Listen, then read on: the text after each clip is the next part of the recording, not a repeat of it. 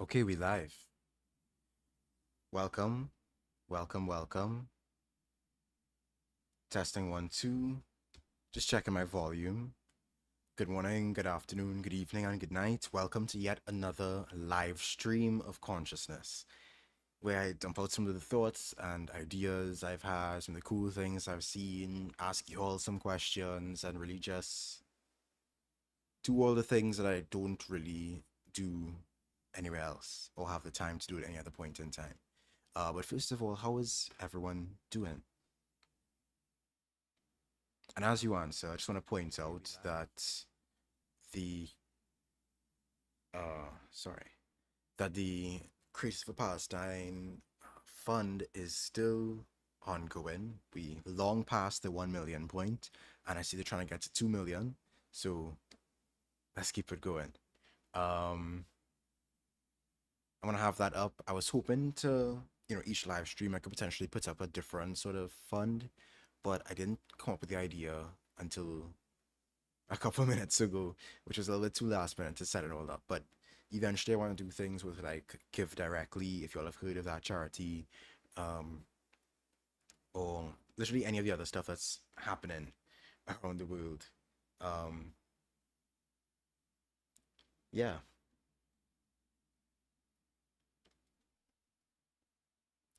glad to hear that everyone is doing great. Good to see people able to make it for live.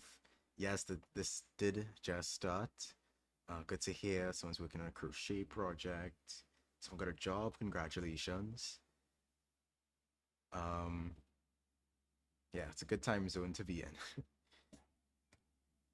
Thoughts on C.L.R. James? I have not read as much of his work as I would like. I've only read The Black Jacobins and um, Every Cook Can Govern, but I haven't read one of his more famous pieces, which was, if I recall correctly, it has some kind of cricket pun or term as the name. It is Beyond a Boundary. Yeah, I haven't read that one yet, and it's one of the most highly recommended ones. Basically, every live stream I have people telling me that I should check it out, so I will eventually. I will eventually. So I have a lot of different things I have planned. We've yet to see how much I'll actually get around to. The title and the thumbnail should give some hints as to what I have in mind. But it's dependent on how long my voice can last, how much energy I have, and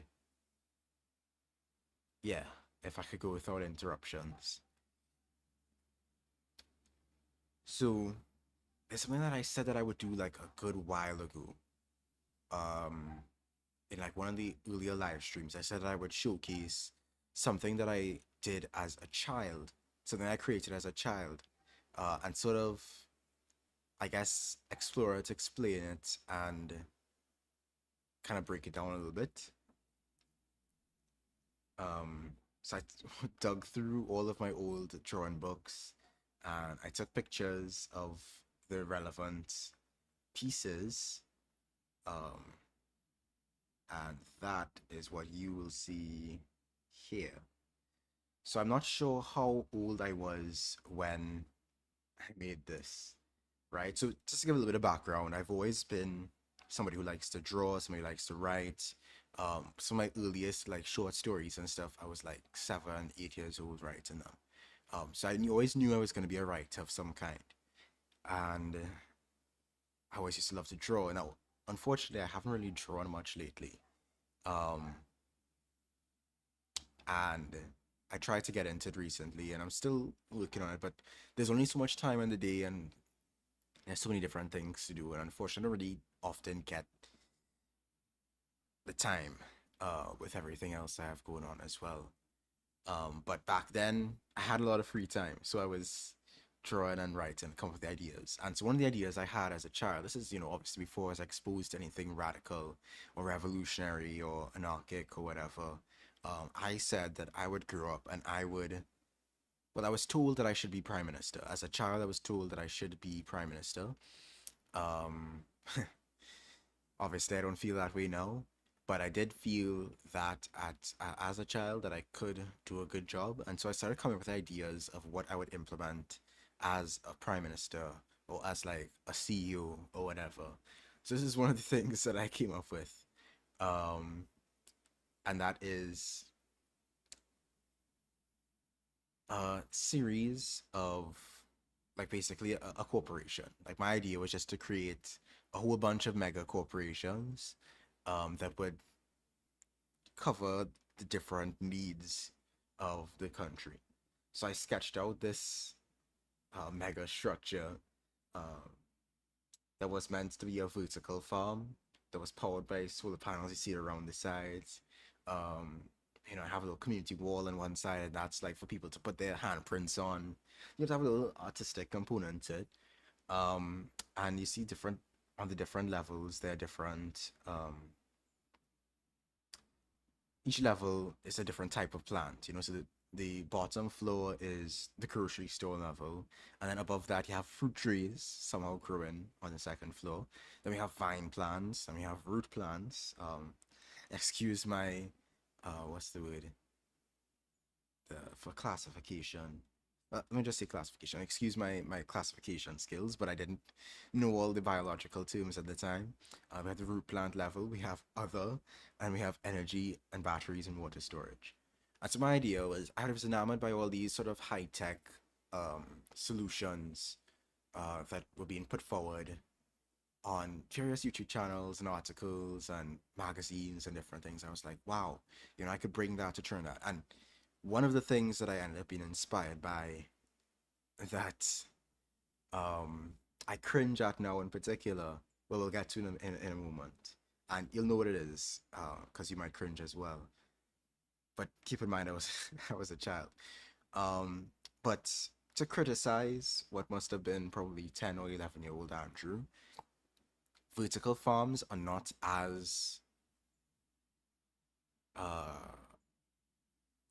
are not as amazing as they might be marketed to be.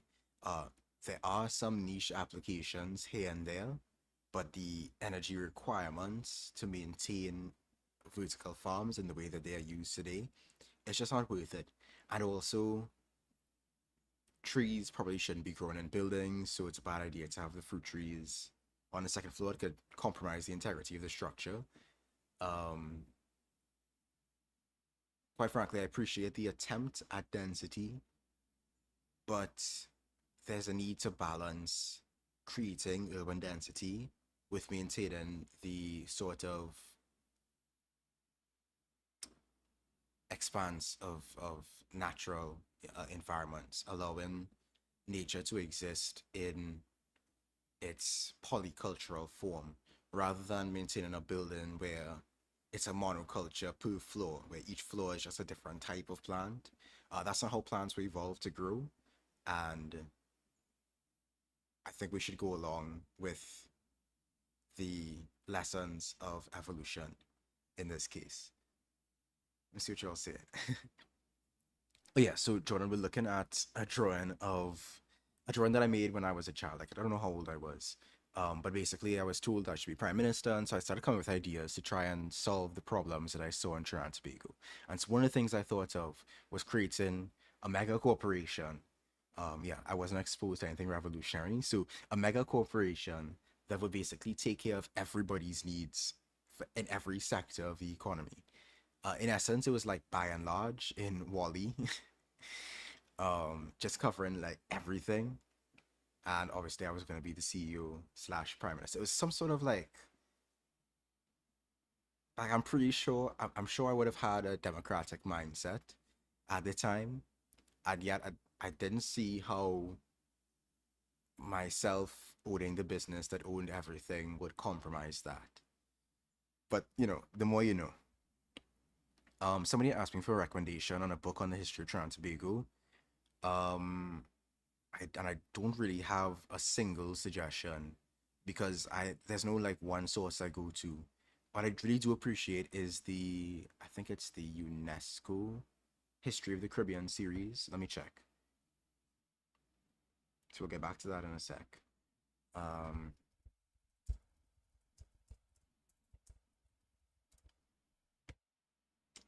Yeah, General History of the Caribbean volumes. That's what I used as like a major reference point for a lot of my research in Caribbean history, and it has a lot of sections on Trinidadian history in particular. Other than that, I tend to look in my local library, and I don't know the titles off the top of my head. I just pick up the ones I look interested in and flip through them. So yeah, I'm sure somebody who has done like CSEC or Cape history could probably give some recommendations, but I don't have like a general history of Trinidad and Tobago in mind currently. So yeah, let me get back to it because it's not a long, not long. It's just like four pictures. I appreciate your, I appreciate your like the,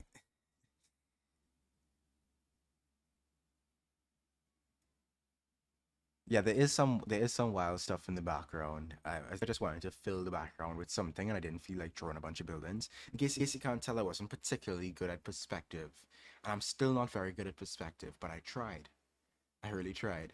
And eventually, at some point, I still have a lot of life to live. Hopefully, I can get back into drawing the way that I would like to, and eventually do better. Maybe I could start sketching out my own solar punk art instead of commissioning artists to do so. Although I love to work with artists on those kind of projects because it's really, really quite fun. Um, yeah, it is kind of like a cost school, almost. Yeah. Oh, it's fabulous in a green price smart. My 10-year-old ideas for flying unicorns and magic swords wouldn't stand up to critique. Well, with genetic engineering, we might be able to make flying unicorns a reality. The question is not whether or not we could, but whether or not we should. I know I had for sure. I definitely was in favor of tyranny when I was younger, thinking, oh, if my mom was in charge of everything, it'll get figured out. Yeah, yeah, yeah. And it's interesting. It's a mindset you're supposed to grow out of, right? Um, yeah, like as a child, sure, you have all these people around you, and you're like, wow, if I could just, be in charge, everything would just be fixed. And real world does not work like that. But it's good to hear that I was not alone as a child, um, in terms of these ideas. Let me check out this next one. This was the list. This was a breakdown. Actually, I'll get to this one last. So this is Project Votum. I'm not sure what Votum was supposed to stand for, but this particular section of the project, or what Votum was supposed to mean, did I borrow it from something? Let me look, Google it. Okay, Votum. In ancient Roman religion, a votum, plural vota. Well, let me pull it up for you all to see. Yeah. In ancient Roman religion, a votum, plural vota, is a vow or promise made to a deity. The word comes from the past participle of the Latin verb voveo, vovere, vow, promise. As a result of this verbal action, a votum is also that which fulfills a vow, that is, the thing promised, such as offerings, a statue, or even a temple building. I don't know if I picked this up in one of my encyclopedias or if I had access to technology at that point in time to be able to Google it and come up with something. I feel like I might have gone on like Google Translate, like English to Latin or something, and just been like, boom, come up with like something cool. But I'm not sure why I would be referencing. Oh, I know why I would be referencing a date. It's because I was really Christian at the time. Even though I had my doubts even then. So as you can see, if you look really, really closely, there's like a statue. Let me go back to the picture. There's a statue in the front of the building. Oh, there's a troll in the chat. Hold on, let me jump in real quick. I think somebody took care of it. Yeah, okay. So there's a statue. There's a statue in front of the building, and it's a statue of myself. Um, I know, I know. I'm not kicking uh the cult accusations. I don't get accused of trying to start a cult much on YouTube, particularly after I took the saint out of my name. That has tended to resolve that particular issue. But one of the ideas that I have as like a long-term life project is to sort of establish an village to create a community self-sufficiency and survival for the climate crisis. And every time I pitch the idea to somebody, like, oh, you're trying to create like a commune, like a cult commune, like that sounds really culty. Like, I don't think I even describe it in that way necessarily. I think it's just we've gotten so used to a sort of an atomization or an isolation from other people that anything that even proposes something that comes close to the sort of shared social living that our ancestors would not have been a stranger to is now sort of unsettling to people because we're just not used to it. But in this case, I mean, I have a statue of myself, and it's not a small statue either. In the corner there, next to the Our Food billboard, there's like supposed to be a representation of a person. So that statue is huge. And the statue is myself holding a Bible and a microphone. So Project Votum sounds a bit like a theocracy. Um, yeah. On the other billboards, you see there's like an our star, our help, our power, and yeah, our food. And this is supposed to be one of the buildings that the corporation I would have created would have built. It would have been a mall, and you would have had stores, and there would have been a like a skylight at the top, and it would have been connected to a Hyperloop terminal. If you're not familiar with Hyperloop, it's probably for the best. It was something that was very hyped in the early to mid 2010s. Less hype nowadays because Musk has been exposed for the fraud that he is. But at the time, as a child, I was like, wow, a Hyperloop, that sounds so cool. I want to put a Hyperloop all over Trinidad. Because we don't have any trains. We used to have a train, but we don't anymore. We got rid of it for highways because America sneeze, Trinidad catch a cold, right? So we, we don't have trains, and I was like, train, yeah, that's cool and all, but this thing is supposed to be like a pneumatic tube, like it's supposed to be like pew, you know. At least that's how it was described to me. On there's this page called Wait But Why that I used to read a lot of as a child, and as a teenager. He's like this blogger. He covers all kinds of different topics. And he did like this long, long series on Elon Musk. Let me pull it up for those who are not familiar with Wait But Why. Um,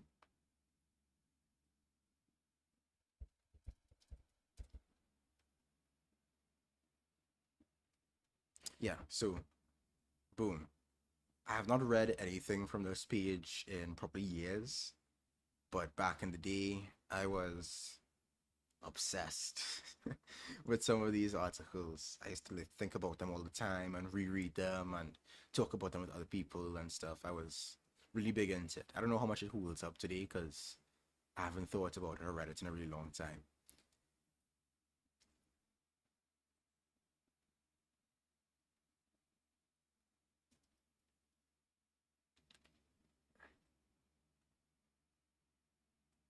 I'm trying to read some of the chat. Um, Channel called Andrism definitely doesn't sound like a cult. Yeah. Yeah, I mean, I like to think that the rationale behind the name, once explained, makes sense for people, which is that I believe everybody should develop their own uh, thoughts and opinions and ideology, essentially, and not just wholesale adopt what other people parrot or profess. So I call my channel Andrewism because that's the ever evolving summation of my beliefs.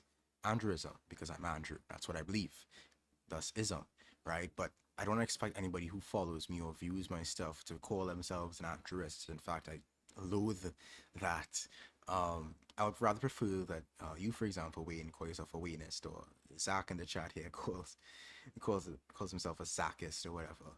By the way, it's a Bible in one hand and it's a a microphone, a very big microphone in the other hand. I'm not sure why.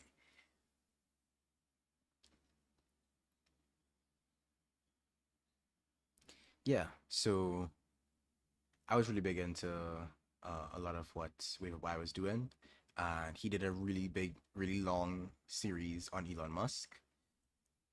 Let's see if I can find it. Because he did that series on Elon Musk, I got kind of caught up um, with Elon Musk. Of course, I got over it um, very quickly, but there was a time when I was caught up by all this stuff. So I read this article on the Hyperloop, and I was like, "Wow, so cool." Um, and so that's why I incorporated it into my project. If I were to redo this project today, I would tell Andrew, probably pull back on the corporate stuff. And also, Hyperloop is a fantasy. Just go ahead and do what, humans have done for a couple hundred years now, which is put tracks and then put a train on top of them.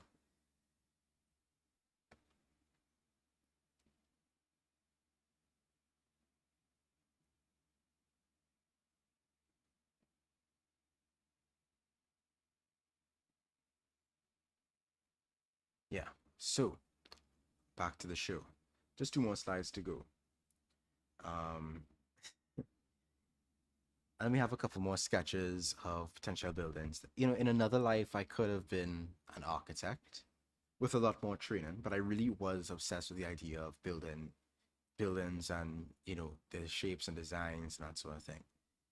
So this particular one, have the Our Help and Our Fitness. So it's supposed to be kind of like a YMCA, but more than that.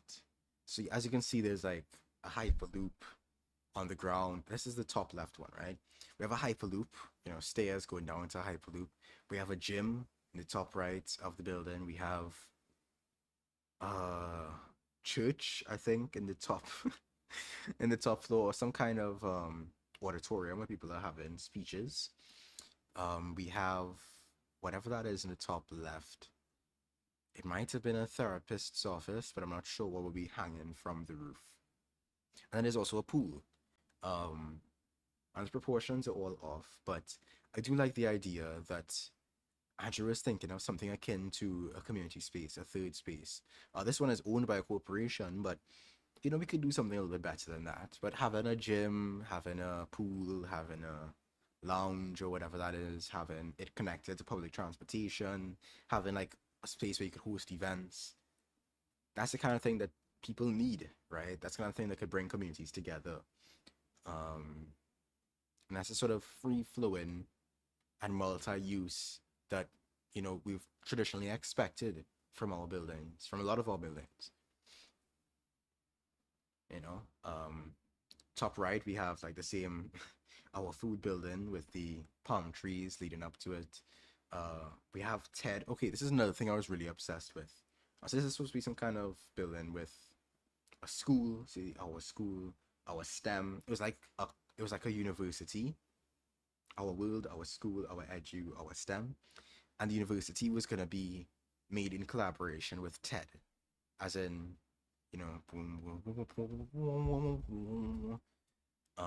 the people who make the stuff and have the speeches on YouTube.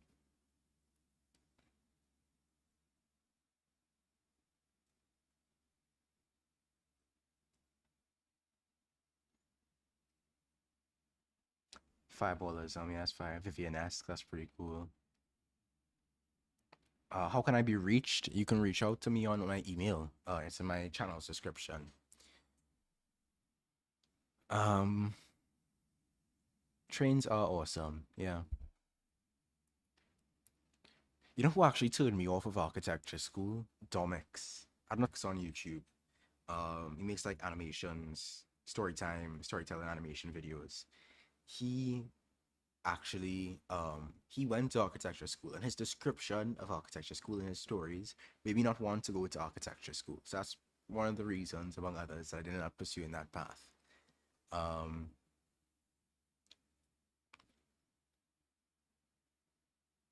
yeah, I'm old. I use email. um,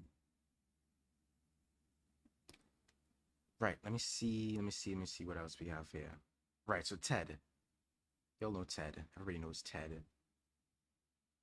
I was really into TED. I used to watch all the speeches, just be like, wow, we should have sortition because somebody on TED did a whole speech on sortition. This is sortition, by the way, where you basically have a elections by lottery. Anybody could get elected. Um, so I was really excited about that concept back in the day. Um, and somebody had done a speech about it on TED, and so I was like, wow, that's so cool. So I just thought TED was the coolest thing ever. Just not this TED, not not this rated M TED, rated R TED.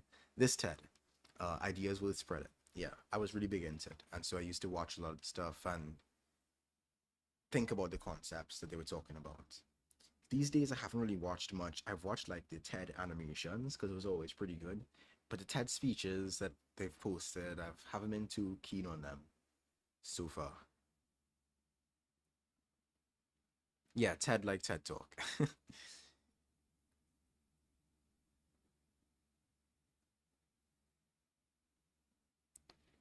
um,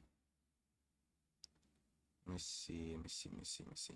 So yeah, that's what was in my head at the time. And last but not least, we have a couple smaller buildings that I didn't finish. I have like a restaurant called Dine More. I have like an office building. I have a commercial center. I have a residential pyramid in that bottom left corner. Our buddies, I'm not really sure what our buddies were supposed to be. Um, no clue what it could have been. We have our house, which is like a house. We had our EV, which was an electric vehicle dealership. And then I was planning on doing like a collaboration with Amazon to do shipping. Um, yeah. So just to get back to this, this is the full list of concepts I had. I'm not sure what some of them are now, but I think we can get the gist, right? Our help was supposed to be psychological, therapeutic, like making therapy free for everybody. Our food was supposed to be making food as accessible as possible. Our power was supposed to be like proliferating renewable energy. Our edu and TED, it was basically bringing TED to Trinidad and Tobago. That's a lizard in the background, by the way. I'm not sure if you heard it. Our fitness was like a fitness center. Our shipping was, yeah, a shipping company. Our loop was a hyperloop. Our house was housing. Revitalize, I'm not quite sure what it was. Our country was a charity that was supposed to clean up Trinidad and Tobago because as a child I hated how much litter there was everywhere, and I hated that we had this giant landfill that nobody was doing anything about, which is now, by the way, over capacity, which is why they're always burning the rubbish. I didn't like those things. I didn't like how filthy Port of Spain was, and still is, to be quite frank.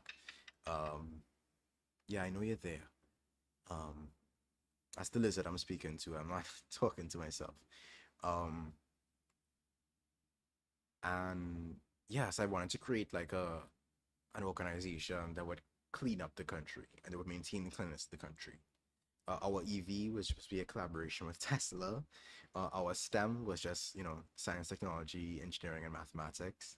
Our dining was a restaurant. Our world, not sure what it was supposed to be. Our star, I was supposed to collaborate with SpaceX to put Trinidadians in space. Project Russ was a Mars colonization project. Our buddies, I have no idea. Project Votum, still not quite clear on what it is. Our school was education, and our airline was meant to compete with Caribbean Airlines. And so yeah, I really had these, and this is it. That's all I wanted to talk about. What I was thinking about, what I was cooking up before I was altruism, and really sort of thinking about what it means to create a better world. Thinking of, I guess, about what my evolution was from then to now, where, the spirit of it is there. You got the spirit. The execution was very clearly limited. I had the imagination, but it was still limited by a lot of what I was seeing around me. Not much of what I've been exposed to. And yeah, I was a little bit of a Musk fan because the marketing for Elon Musk in the early 2010s was like, this is Elon Musk, this is Iron Man, this is the real life Tony Stark. And like I was saying, I was reading wait but why stuff a lot. And he was really hyping up Elon Musk. My email is not in the video description, it's in the channel description. So if you go in the channel and you go to about, I think is the section. Let me pull it up on stream.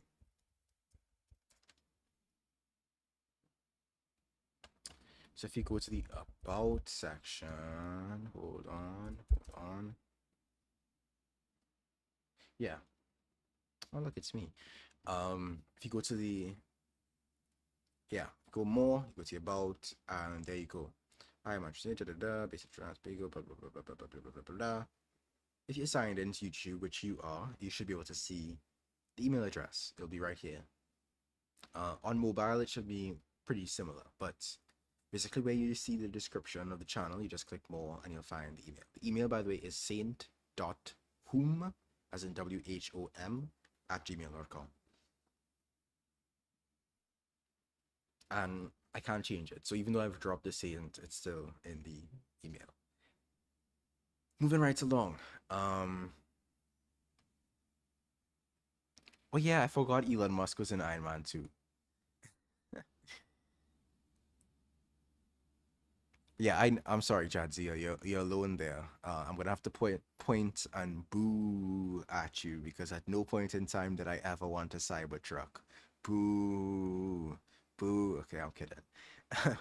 um, but yeah, the important thing is that you outgrow um being into Elon Musk.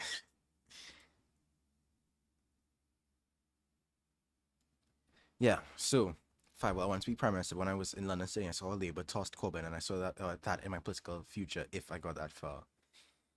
Yeah, yeah, they have a way of sorting out the folks that they don't want in certain positions for sure. I know. So even when you get into those positions, you're limited in many ways as to what you can do.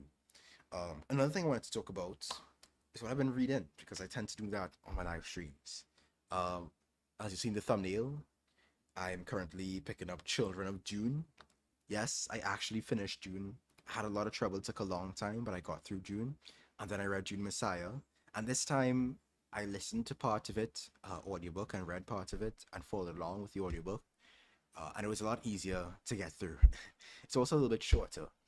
And that was an experience. I really am curious as to how they're going to adapt June Messiah into a film.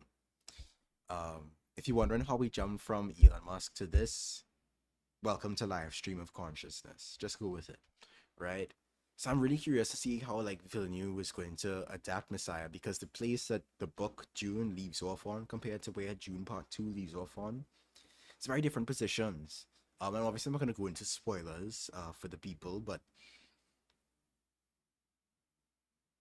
there are certain lines in that film and certain lines in that book, such as when he's talking to Stilgar in that infamous scene, or certain tensions of an Alabaman variety that I'm very interested in seeing how the movie will adapt, if it will at all, because very different positions, and the ending was wild. So it's unfortunate that the trilogy is just going to be a trilogy and end at Messiah, because what I'm seeing from Children of Dune so far seems very out there, and it'll be cool to see on screen. But I haven't finished Children of Dune yet, so I can't speak on it too much.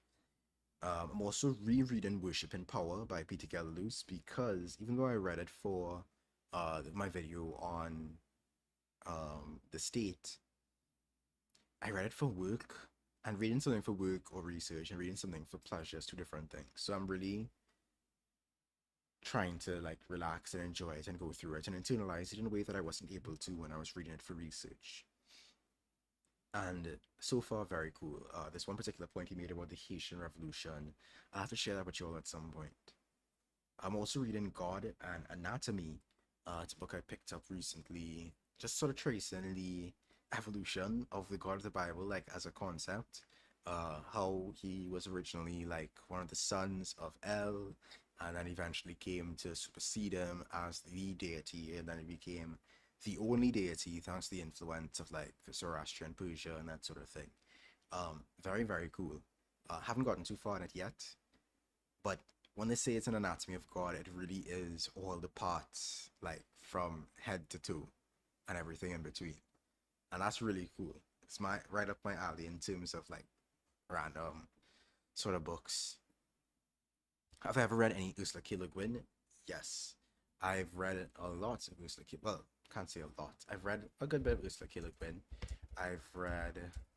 My memory's bad, so I have to see them to remember them.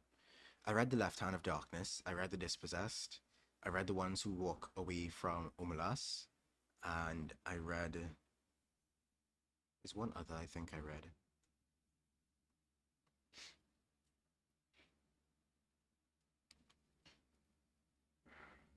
Always Coming Home. Actually, no, I didn't finish Always Coming Home. I started reading it, but it's very different from. It's very eclectic, I think, and I wasn't in the mood for it at the time that I picked it up. So I started it, but I never finished it. But I have the copy sitting on there on my shelf. Um, but I really liked. Like, I'm going to do a video on The Dispossessed at some point to just cover it. Left Hand of Darkness, not really fits. Doesn't really fit my channel, and I actually spoke about The Ones Who Walk Away from Umalas in one of my previous live streams. Um, yes, that should answer your question.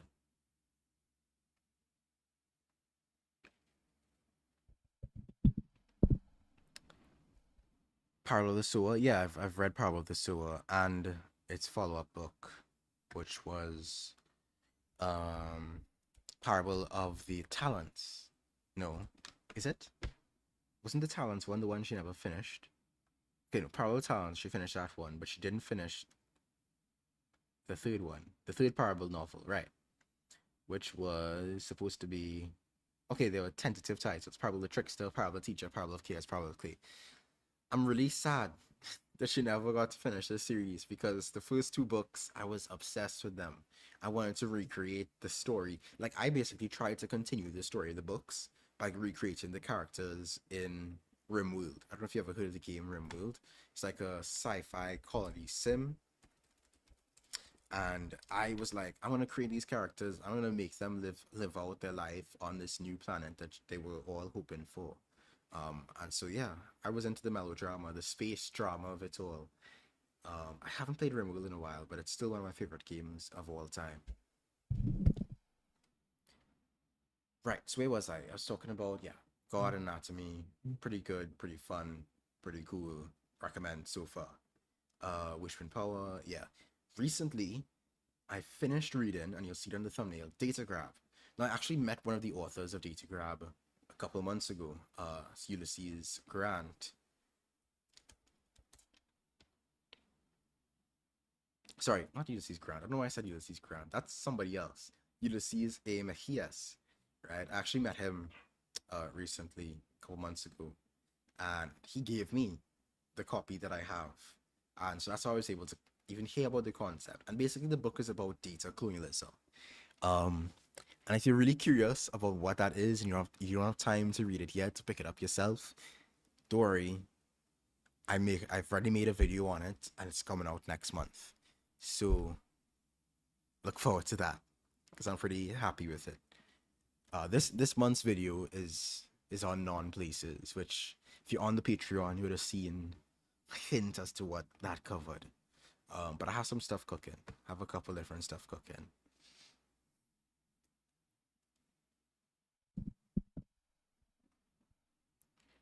What you're talking about?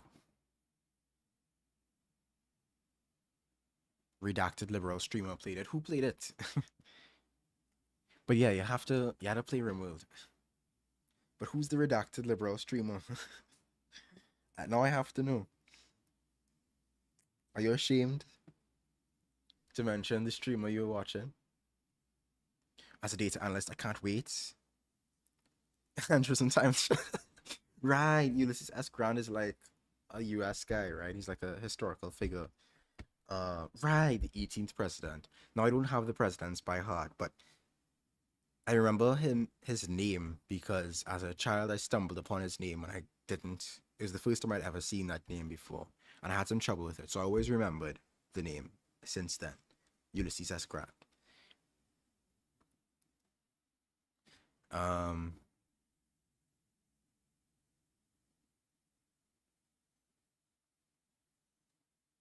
oh, Destiny played Rimworld. Ugh, ugh. Yeah, I haven't played Rimworld in a while. I'm looking to. I've actually been playing a lot of Crusader Kings lately. Um, it's probably my favorite, one of my favorite games of all time. So that's what I've been up to, creating like alternate history scenarios and different concepts. Like I just get ideas in my head, and I'm like, oh, I have to try that in the game. Um, and I like role playing in the game as well, like trying to put myself in the shoes of those historical characters. Never mind the fact like anytime I watch, like I recently finished Vikings Valhalla, and that show deserved its extra 2 seasons to finish its storylines because that finale was a travesty, right? But I watched Vikings Valhalla, and I was like, when I finished, I was like, yeah, time to get back on my Rimworld. Sorry, not my Rimworld, on my Crusader Kings. Or when I watched the original Vikings series, I was like, yeah, I am, you know, how he name, his different sons, the different sons of Ragnar Lothbrok. Ragnar Lothbrok. Yeah.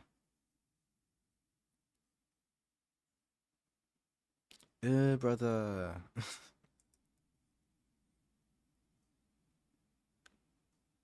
Yeah, Vikings is a very cool.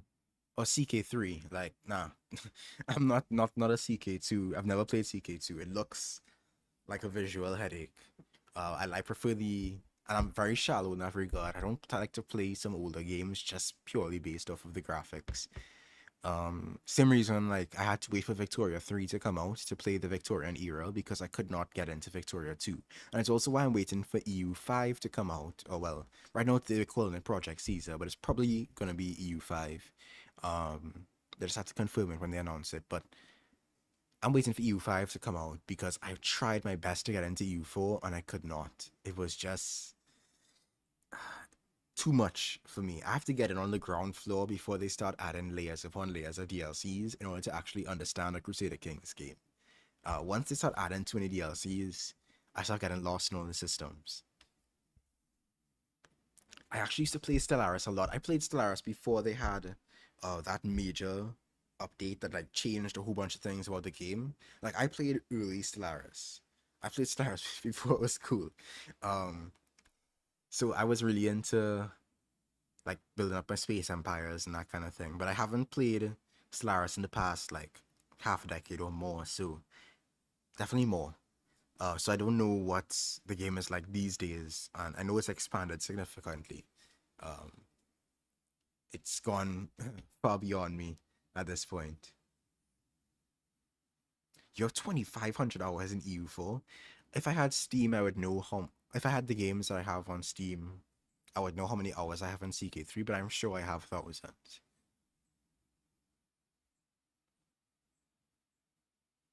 Am I an active student? I'm a student of life. Haha. No, I'm not a student currently. I graduated a couple years ago with my bachelor's in mass communication. But I did start the channel when I was still in school, in my final year, of course. Well, my second to last year into my final year. And it was work from home, school's work from home, and I was always pretty good at keeping up with my assignments, so I never really dragged behind. And somehow I was back then, I mean, I burnt out as a result of it, but I was releasing like a video every other week. And I can't do that now because I've stepped up the quality and I've stepped up the quality of my research and that sort of thing. But yeah, I was really trying to make it out the mud at that point in time. So I was grinding. I was grinding. Resources to recommend understanding the politics of Cuba better? No, not particularly. I recently did an It Could Happen Here episode on like a two-parter on the history of anarchism in Cuba, which I recommend people check out because it's not very often discussed. If y'all don't know, by the way, I'm a guest host on It Could Happen Here. I record 2 episodes a month and send them off to them. as part of their daily show. So yeah, I think a couple months ago I did some episodes on on Cuban anarchism. So if you're interested in that, you can check it out. But I don't have any particular book recommendations off the top of my head.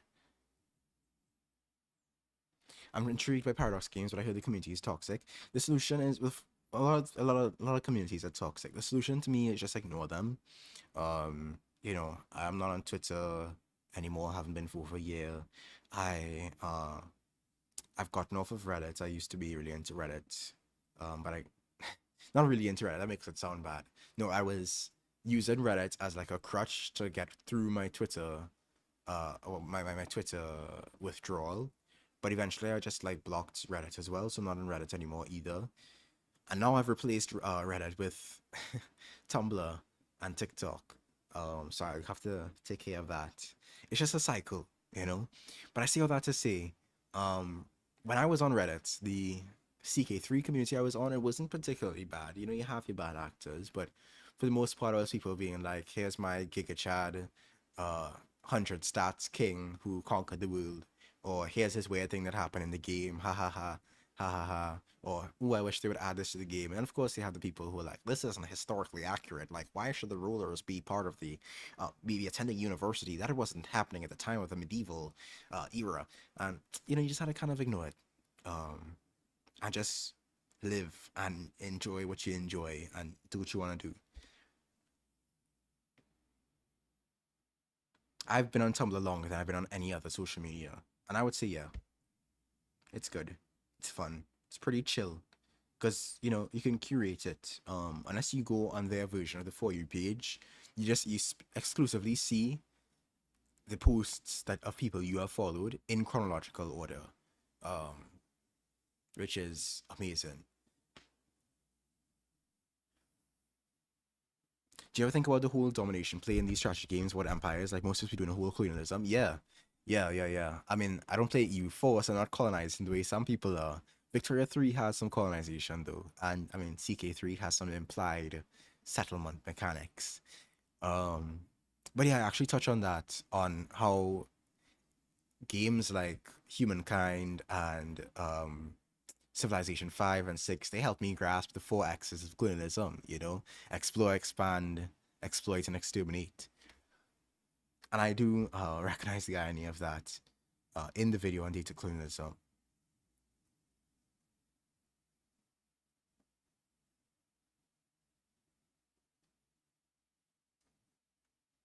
Right, let me keep it going. I think I was talking about not Ulysses S. Grant. I don't know why I have him on my screen for this long. Um, oh, right. Okay, so check this out.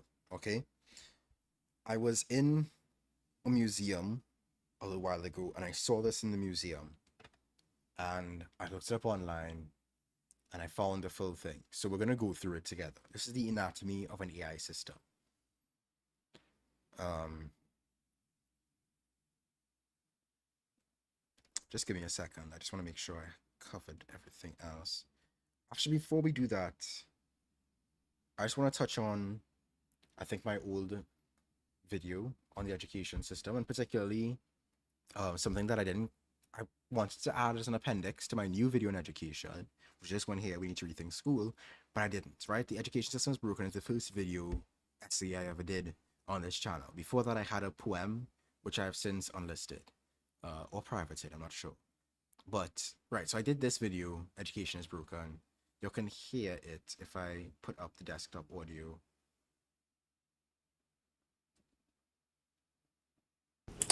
Schools are problematic.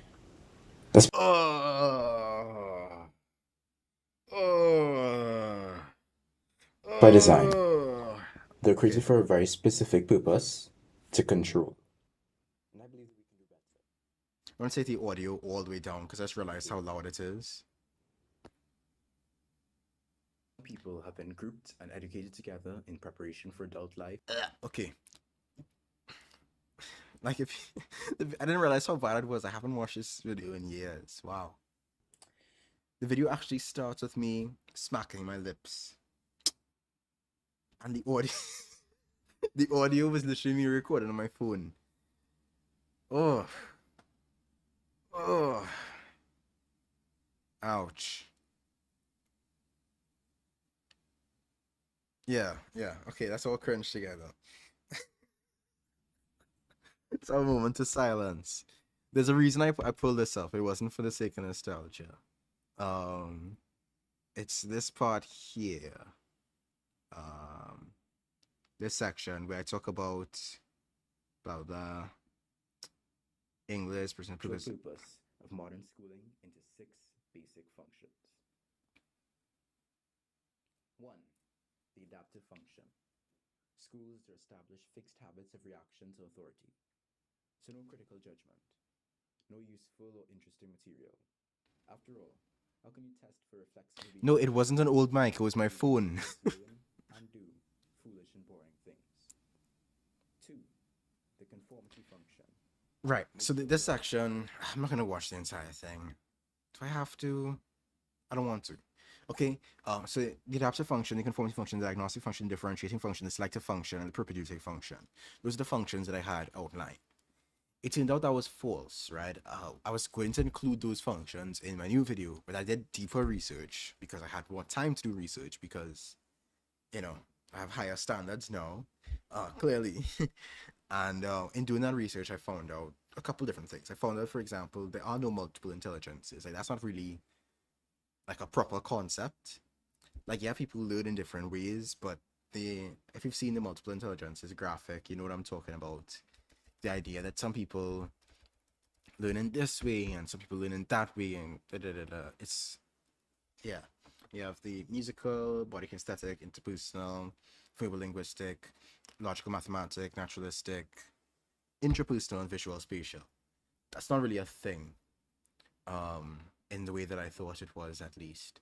So I dropped that from my revamp, and I also dropped this whole explanation of English's functions. Now, English's functions, what I should have done is I should have actually gone and read um, the original document, but I did not. I read somebody else's interpretation and summary, or rather, summary and interpretation of the functions. I repeated it uncritically, and that was wrong. And so I apologize to the people who who absorbed that piece of information and was, misled by it. In doing research, this particular article came up, critique on Gatto's interpretation of the 6 functions of secondary education, discussing the ultimate history lesson a weekend on John Taylor Gatto. So John Taylor Gatto has spoken, he's one of the people who criticizes education a lot, and so it's his work that I ended up stumbling upon that helped me with that particular video. But I did not go back and do what I was supposed to do and read English's original functions. Alexander Inglis, that is. Alexander Inglis being this guy, American author and educator, instrumental in promoting the new American secondary education at the beginning of the 20th century. So Gatto makes it seem, first of all, I think he arranges he rearranges the structure. Inglis's had an original structure, and Gatto changed it, and I went with Gatto's structure. And then I was just going to read the entire article because I don't want to go through the entire thing, but I just wanted to give that warning for anybody who would have actually gone back and watched that video and may have wondered why I um, they didn't, re-reference it in the new video. And this is why reading this article is what got me on it. You just have to Google I don't want to paste the entire link in chat, so just Google it. Critique on Gatto's interpretation of the 6 functions. Pause, read, copy, paste, whatever the case may be. Right? Cool. Lessons learned. Be more critical of what you read. Double, triple check. Check the original documents. Don't just rely on secondary sources. This is stuff that I learned in school. And I should have done better in that particular case for my first video on the channel. But it's behind us now, thankfully. Thank the Lord. Right, let's see what y'all talking about. Ooh, the first videos that y'all found of my channel. Carnival video. Ah, Yeah, not a lot of people have watched that one. That's a deep cut. How the UK underdeveloped the Caribbean. Let me see. Solar punk is not enough. Intro to solar punk. Someone asked how my meeting was with FD and Think Peace Tribe. Yes, it was really fun. They're both really, really cool people. Really, really cool people. FD came and picked me up and gave me some backstory on Atlanta, um, and all the colonizers of Atlanta, um, and the gentrification, all that. So it's really interesting to get that history lesson. He's a transplant as well, but he's been living there for a good while, so he has that history under his belt. And yeah, I think Peace was really fun too. And if you have seen FD's Signify B-Sides channel, he did a video with his thoughts on Kamala Harris, I think. I think it was that one. And he mentioned that we did indeed laugh at him when he said that he cried when Obama was elected. Because it was really funny in the context that he built it up to. And obviously it's all in good fun. And I get why, mindset at the time, the zeitgeist or whatever. But, it's our generation, we're gonna laugh. I see y'all stumble upon Slowpunk signing off, yeah. Rethinking families, carnival, winning library economy. Yeah, yeah. Yeah, I'm glad y'all found those particular ones. And yeah, I ran to Atlanta. I didn't need to check balance though. And I was a colleague. I didn't go to see my colleagues. I went for personal reasons, but yeah, I was a colleague. I met my colleagues. How do I like all those colleagues? I actually only went into Atlanta proper once, and didn't like them. You guys had to fix that. Fix it. Yeah, we are all on our journeys, and yeah, I 100% get where FD is coming from. Don't you worry. So let's just get into this, right? The anatomy of an AI system. I mean, an anatomical case study of the Amazon Echo as artificial intelligence system made of human labor, right? So here we have, first and foremost, the income distribution of the occupations in this field, right? We have the chief executives, we have the Intel cloud engineer, we have sales managers, we have senior data scientists. This is the amount they're making per month, right? And we come all the way down, senior data scientist, management occupations, machine learning engineer, geoscientists. Let's go further down, less than 7,000 USD a month. Web developers at 6,000, underground miners at 5,800 in Canada. Okay. Um, Go Canada. Right, we have the cargo vessel, third engineer, international, making 4,000 USD a month. Right, all these are people that AI relies upon to exist. Um,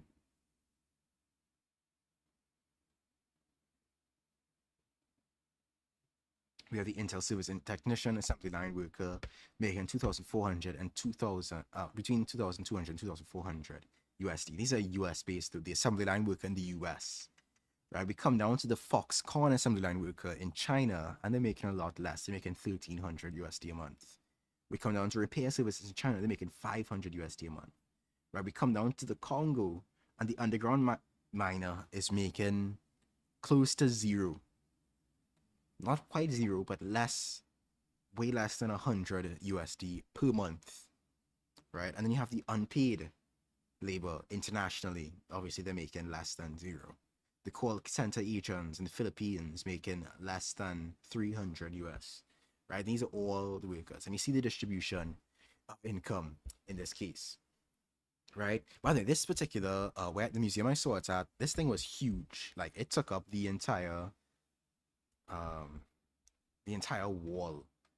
And I can't even zoom out. If I zoom out fully, let me see. If I zoom out to 5%, is that even possible? Now my thing is jittering. If I zoom 3%, if I reload, maybe if I reload, it'll come up better. Because when I first opened it, it was right. There we go. This thing is huge, right? So I suggest you go and check it out, anatomy of AI, and you can find this map as well and go through it.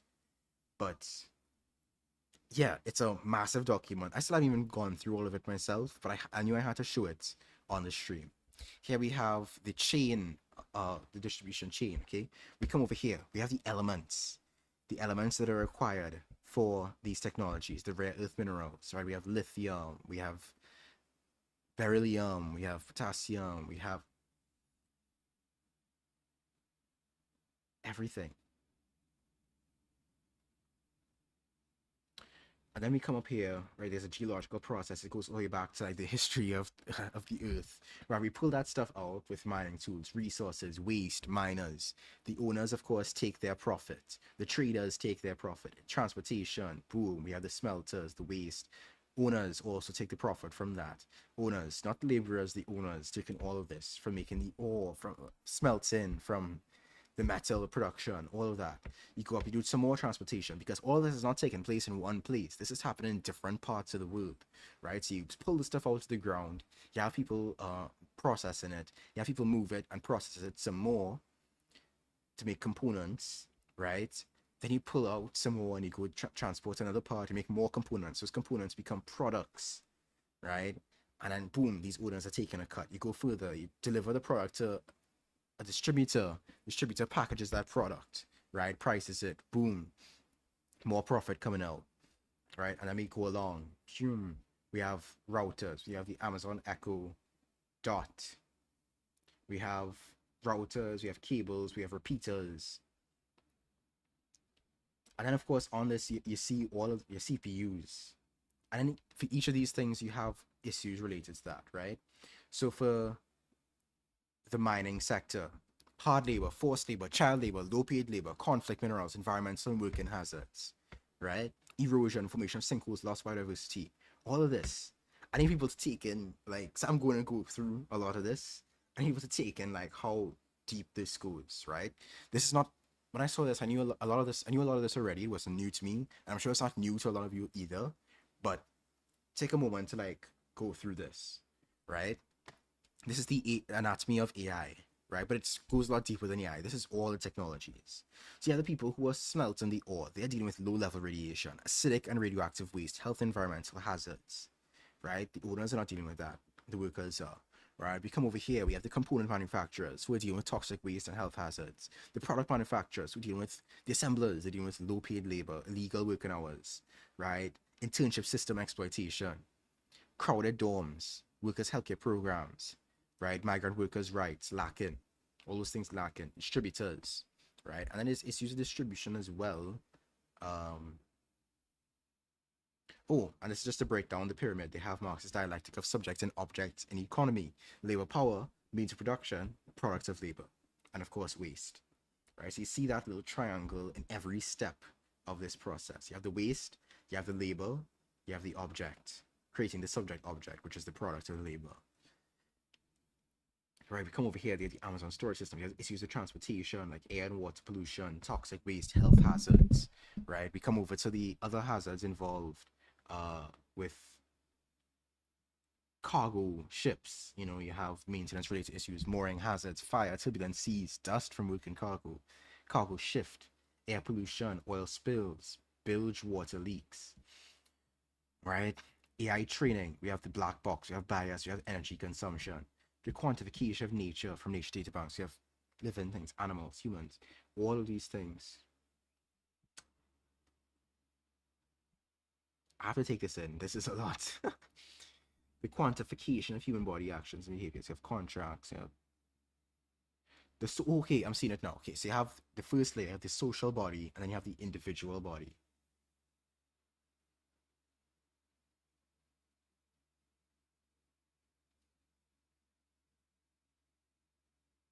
I'm sorry, I'm missing the conversation happening on the chat.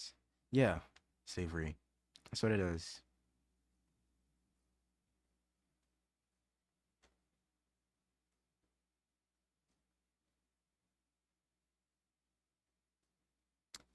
Yeah. Um, that's a lot for that liquidated state. Okay, you're talking about anarchism. and how you all got there. That's really cool. So the social body and the individual body. Social body just gets split up into state apparatus, and social and currency and economic and financial interactions. This is a lot to go through, so I'll just skip over that part. But we have data exploitation. This is part of the data colonialism that I'm going to be talking about, right? The data banks, the quantification of nature, the processing of a data as a means of control, as a commodity, and the various uses of data banks, the quantification of human products. And so we go in. I'm not going to go through all of this because I don't want to talk about everything. But of course, we have to consider the waste. Things get abandoned from households, from companies, from public bodies. This waste is created. There's the formal collection of waste, and there's also the informal collection of waste from street collectors, from informal dismantlers, people who are exposing themselves to toxic waste and health hazards because they want to get the resources out of e-waste, right? Secondhand recovery, recycling, issues of recycling, because not even recycling is the green thumb that sold it to be. And of course the chain ends with the earth yet again. Everything returns to the earth. So I'm going to read it again to fully zoom it out, and you get to see chain starts over here with the earth, goes all the way up, goes through all these processes, comes back out because there must be waste, and that waste becomes part of the earth yet again. But it damages the earth in the process, in every step of this process, and it damages people. It harms people in every step of this process. And so I'm going to do a video at some point this year, probably, called Why Solar Punk Must Be Tech Critical. And it's really hard to encapsulate this particular chart, but I do have something else in mind that I think can communicate the memo. Because despite criticisms, oh, why you bother with solar punk? Solar punk is so techno-utopia and just, boo, solar punk bad, whatever the case may be. Solar punk has a lot of potential, and it's still, I think, a fairly new idea. Obviously, there are people who have taken the solar punk idea and run with it in different directions, but considering my platform, I want to push it in a particular direction. That's what I'm going to continue to do. So if I see that I can pull solar punk away from techno-utopianism, pull solar punk away, pull it towards tech critical and low tech or critical tech solutions that don't just automatically embrace the inevitable fourth industrial revolution or second machine age, then I would want to do that, because I'm not anti-technology, but when you take in this chart in full, when you fully process it, something had to change. Something has to give. Things cannot continue the way they are right now. This process, from start to finish, has to change. And in changing that process, our lives are going to change. Right? Exactly. It's hard to believe solar punk is hard to believe in solar punk when you live next to the DRC. Oh, is it pronounced Muena? Muena Chiqua? I agree. It's difficult if you're seeing the direct consequences. And so we need a solar punk that embraces the sort of vernacular solutions that people have already come up with. We don't need to wait for, green skyscrapers and hyperloops for a solar punk world to be established. There are many technologies, many solutions, and I've recommended these people before that you check out. That there's stuff being done. This is a website powered by solar energy. And they just have a whole bunch of articles on different low-tech solutions. So something to check out. As someone who used to teach an AI system, the thing made me feel more like a thinking machine. Yeah. Andrew, you're a fashion person. I used to be into fashion when I was younger. It's one of the reasons that the artist name that I came up with for myself was originally Saint Andrew. That was like my sort of artist tag, like my graffiti tag and all that stuff, because I was like, wow, Yves Saint Laurent has a really cool name. I wish I had some of that. So I just put Saint on top of my name. Um, and I came up with other justifications for it as well, but it really came down to the cool factor. Saint, that is. So I was into fashion, not too much high fashion, but just fashion in general. When I was younger, like in 2019 and before then. Um, these days, I'm more interested in just finding, lasting capsule pieces, materials, trying to get away from polyester as much as possible, and trying to really take care of my clothes, like follow the washing instructions and drying instructions. So they last longer. Thrifting, like every time I get an opportunity, I thrift clothes. I don't really buy that much new clothes. I just trying to eke out my style and put together my fits. I'm really into like earthy tones, so that's the kind of thing I keep up with.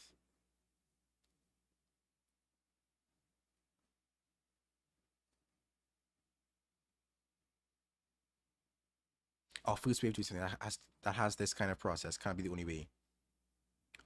Context, Jadzia. I think I missed something. If you could just clarify what you meant there, I appreciate it. Okay, how long have I been streaming? I've been on here for just over an hour. Okay. Um, Fashion tips. You gotta go on like their fashion pages on YouTube. What's this guy's name again? He does like God, I don't remember his name, but depends on your kind of fashion you're interested in. But there are some people who do some cool stuff. What is his name? If it comes to me, I'll let you know. What else do we have on the docket? On the docket for today? Dinner with Jay-Z. Right. So when I say dinner with Jay-Z in the title of my video, I don't actually mean dinner with Jay-Z. Frugal aesthetics. Right. That guy. That's who I was talking about. That's what I was thinking about. I was like, it begins with an F. Begins with an F. Yeah, frugal aesthetics. That's who I tend to watch. Um, but yeah, I didn't used to follow my washing instructions either, but I've been paying attention to it a lot more lately because I need my clothes to last. Um, yeah, where was I? Dinner with Jay-Z. I'm not actually talking about dinner with Jay-Z. I'm talking about sort of an audience question, and that is if you had to pick a historical figure, and if that's too broad, we'll narrow it down as we go along. Um, but if you had to choose a historical figure to have a dinner with, who would you choose and why? While you guys submit your answers, I'm gonna be playing the wiki game. But yeah, y'all keep it going. Trying to get from tyrant to dictatorship. Okay. Encyclopedia Britannica. Um, World War One. Um, um, um, um, oh, there's so much pressure. Nicaragua.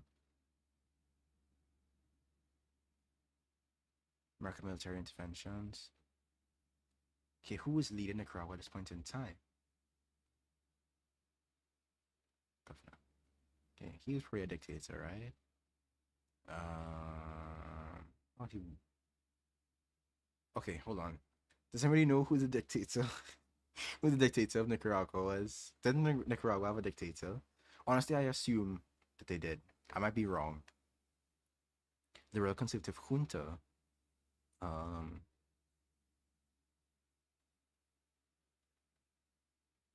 Nationalist Liberal. Okay, this might be something. No. Okay. Well, I'm not good at this game. Maximo Jerez. Okay. Military leader. Okay, military leader. Um, for military leader, can we find anything on politics?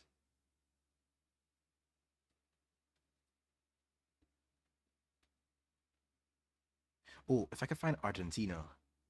No, not Argentina, Chile. If I could find Chile, that'd be really cool. Because that'll be easy for me, because I was just doing research on the history of anarchism in Chile. There it is. Okay, so y'all put in your answers. I'm still trying to find Chilean Armed Forces, President of Chile. If we go to the line of succession, list of presidents of Chile, and then we go to a certain, you know who, we all hate him, the one, the only. If I just keep scrolling, I passed him. Pinochet. Pinochet was a military dictator, which is a type of dictatorship. Boom. That took way too long. That was so inefficient.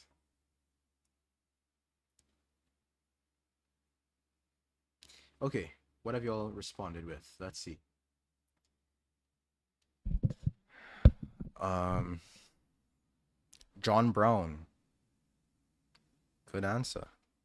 Good answer. This is like Family Feud, you know? Good answer. Dun, dun, dun, dun, dun, dun, dun, dun. I mean, yeah, you would really have a conversation with Cecil Rhodes.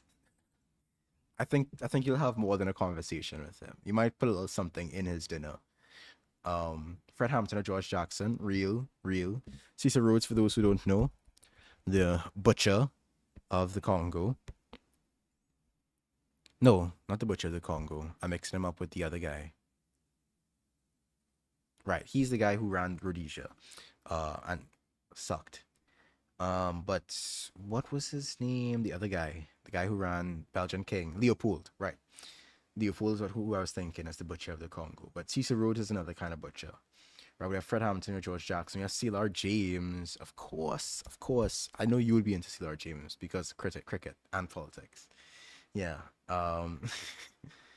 Octavia Butler, good choice. I would ask her where she was gonna take the Parable series.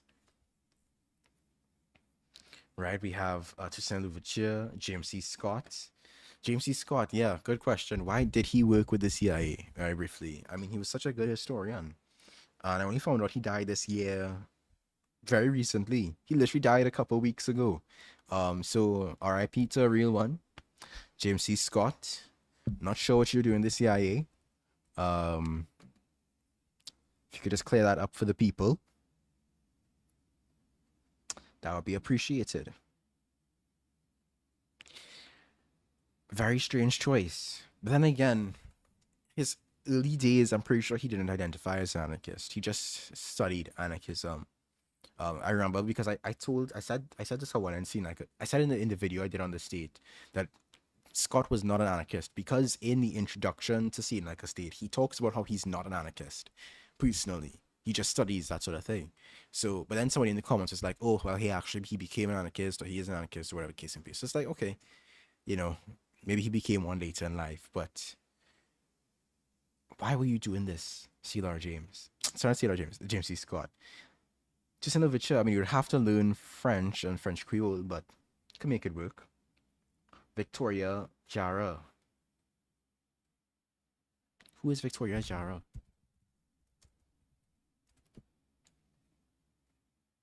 Oh, Victor. Why did I read Victoria? You know, I read Victoria because I was thinking of this Victoria. She needs to play Wonder Woman, by the way. I think she would make an excellent Wonder Woman. I don't care that she's short or too short to play Wonder Woman. She's the best choice, and they need to give her like lifts or something, like they do for Robert Downey Jr. Make her Wonder Woman. Anyway, yeah, okay, Victoria Jara, right? Ex-Chilean soldier, communist political activist, Chilean teacher, theater director, poet, singer-songwriter.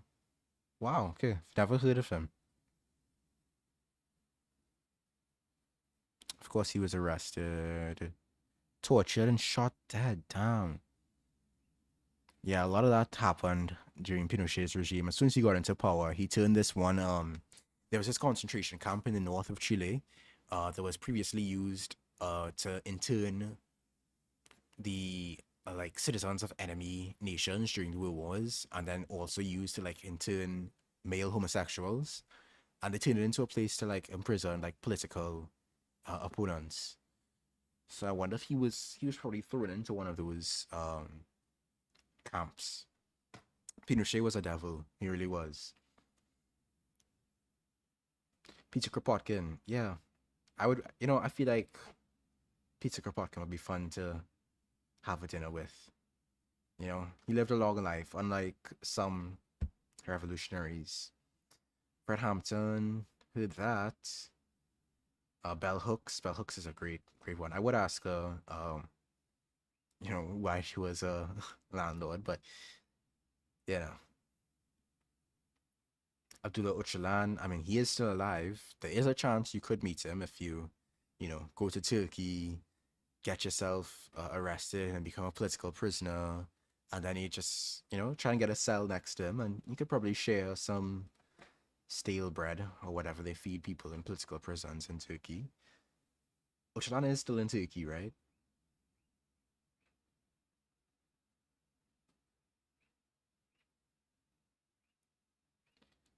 Wait, what are you talking about? Okay, Matt Lipton just said that Rhodes was autistic, the worst autistic guy in history. Was he? Actually?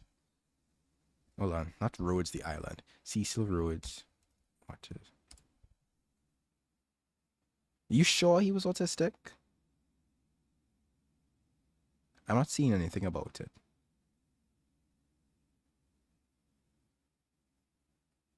I think he had a research involved with autism. Yeah, nothing's coming up on his page. I don't know. If you have a source for that, let me know. Because I'm very, very curious. He has Sophie Scholl of White Rose Resistance. Who is that? Sophie Scholl of White Rose Resistance.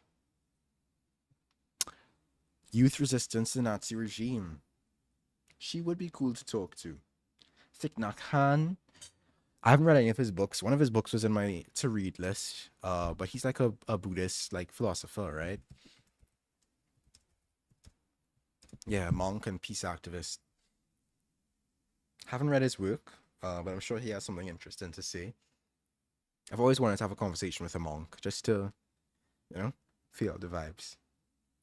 Enriquillo Taino Cacique, who rebelled against the Spaniards between 1590 and 1533. Ooh, I mean, that's a good choice. Enrico Taino Cacique. Enriquillo, not Enrico, Enriquillo, my bad. Also known as Enrique. The Taino Cacique who rebelled against Spaniards. Yeah, okay. Yes, fire. Okay, he was in Dominican Republic. Oh, my Dominicans. I have to check that out. I have to visit, take in the history. The whole island of Hispaniola is so rich with history. Patrice Lumumba. Yeah, I'm surprised nobody has said that yet. Um,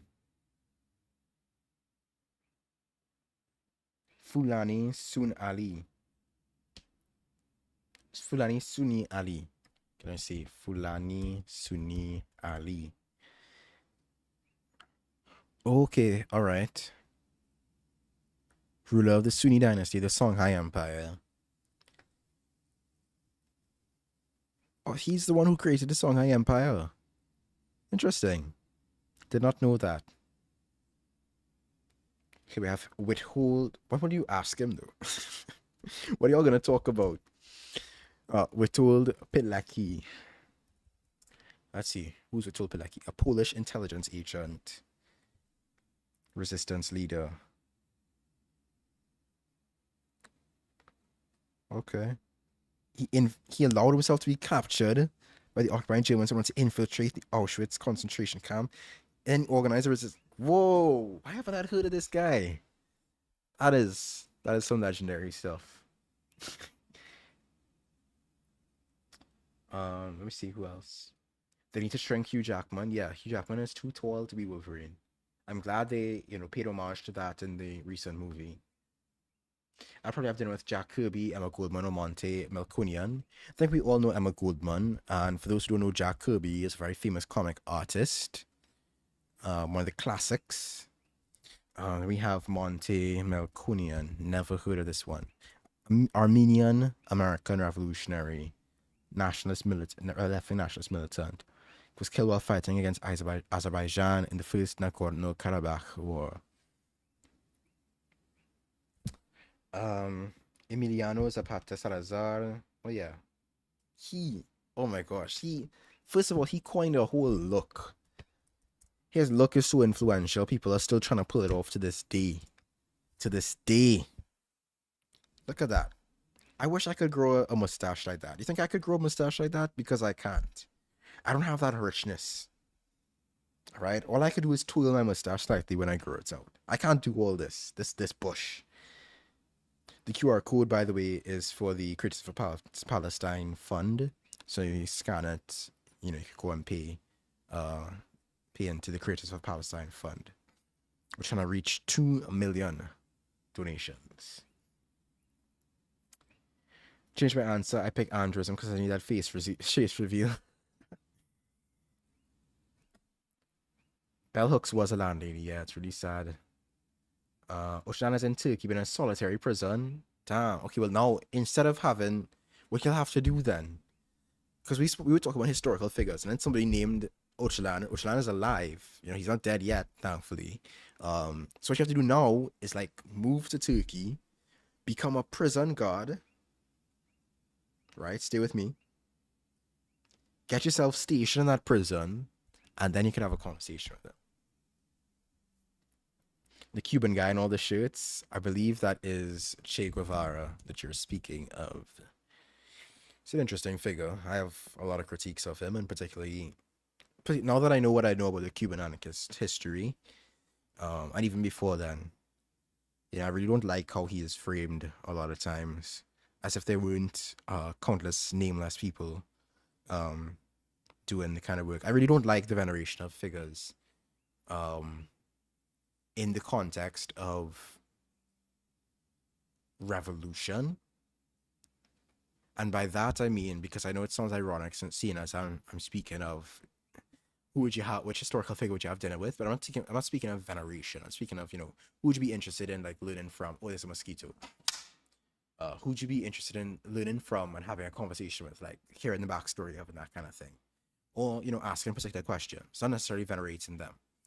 But when it comes to revolutions and stuff, I'm really against this great man theory, this idea that these particular figures are the guy, single-handedly, pull things off or whatever.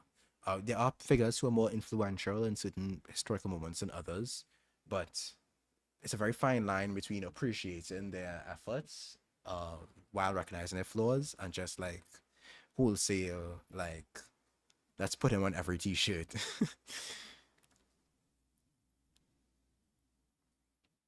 Let me see who else we have.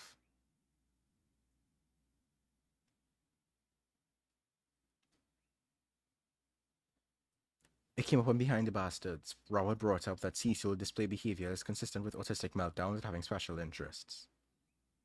Interesting. But it's not actually diagnosed, so it's more like historical speculation. Okay. That's clarity there. Here we have Theodore Michael. Who's this? Black German, Afro-German Theodore Michael, an economist. Oh my goodness, he was in one of the forced labor camps during Nazi Germany. I would want to hear his story, absolutely.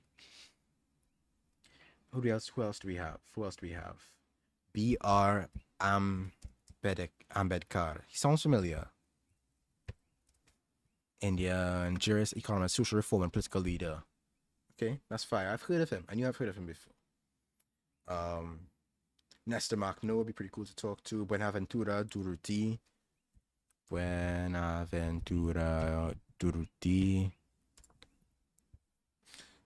Spanish insurrectionary anarchist militant. Well, speaking of anarchist syndicalism, I actually read this little thing in my research on anarchism in Chile. This one author was Larry Gamboni. He's a Chilean anarchist.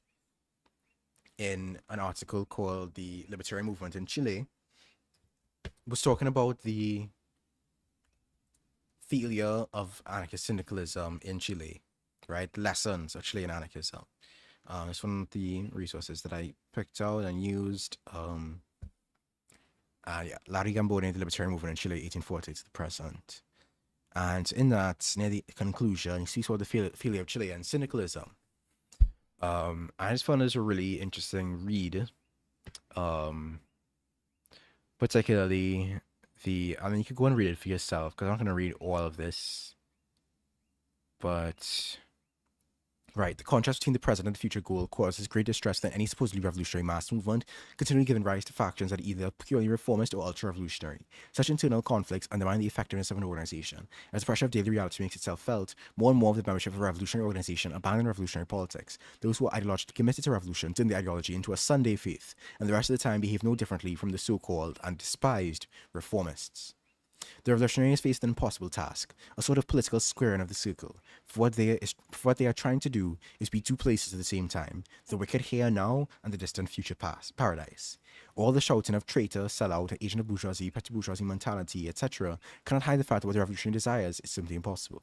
The revolutionaries committed an error, a form of reification common to intellectuals. The revolution is a myth. The total and complete overturning of society in one sudden blow has never happened and it never will happen. This person is, of course, speaking of different definitions of revolution.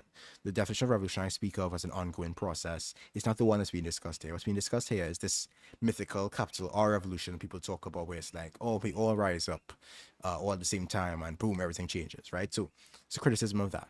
The model upon revolutionary ideology was based, the model upon which the revolutionary ideology was based, the French Revolution, at one point attempted to storm the heavens, but in the end was little more than a series of reforms made by force of arms. Revolutionaries have adopted a secularized version of a literal interpretation of the second coming of Christ. This is a deep-rooted archetype within Western society, but revolutionaries are the very sort of people who reduce everything to social structures and are therefore unaware of the unconscious workings of the mind. They are people who look to external forces for explanations and do not heed the wise words of Socrates, know thyself. I suggest reading the entire thing. Some of the conclusions he comes to I don't particularly agree with, but the critique of syndicalism here, let me reach this part. The stresses within Chilean syndicalism and syndicalist movement in other countries in the 1920s indicate the movement was somewhat ill-adapted to the contemporary reality. Not only in the revolution versus reformism aspect discussed above, its theory was rooted in an other era, a time of primitive industrialization with an elite dominated by a feudal culture. But the 1920s, even in Chile to an extent, the period of primitive industrialization was terminating and the economy was moving towards what Gramsci called Fordism. An expanded middle class of better paid workers began to buy consumer goods. This group would grow in size and influence, become the largest sector of the population. The workers, their unions and mutual aid societies were a force to be reckoned with, a force now courted by politicians. Everyone in society, except a minority of feudalists, preached the virtues of modern modernity, progress, and economic development. The dispute that arose was over how this development would occur, not whether it should occur. Right? So I've seen this expressed before, and I've had this thought before of the need to, I guess, modernize. Syndicalism as a strategy, it had its place back then, but it also had its flaws back then. And so it's a matter of finding ways to revise it, to pull out what works and to apply that to the present without being so wedded to it in a sense. That's why I don't really apply any adjectives to my anarchism, because I try to learn from as many schools as possible. But the way this critique was put forward, and you can read the full thing, The Libertarian Movement in Chile by Larry Gambone, the way this critique was put forward, it really sort of put into words a lot of what I had been feeling about, I suppose, the fetishization of anarchist syndicalism. And while I admire and respect anarchism syndicalism, my sort of issue with just wholesale adopting that ideology and trying to stamp it onto the present.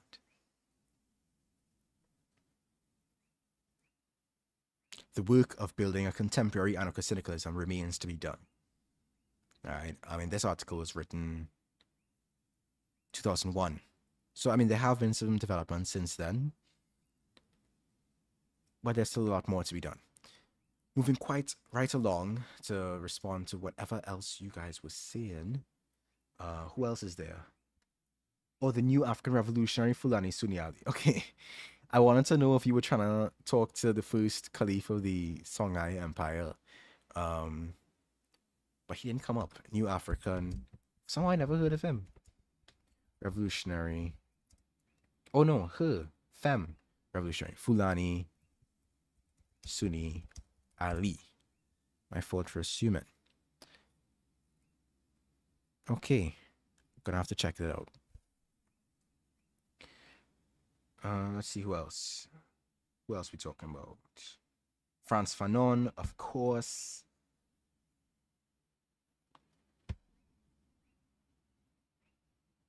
Luxembourg. Seu Comandante Marcos, Foucault, Camus, Goldman.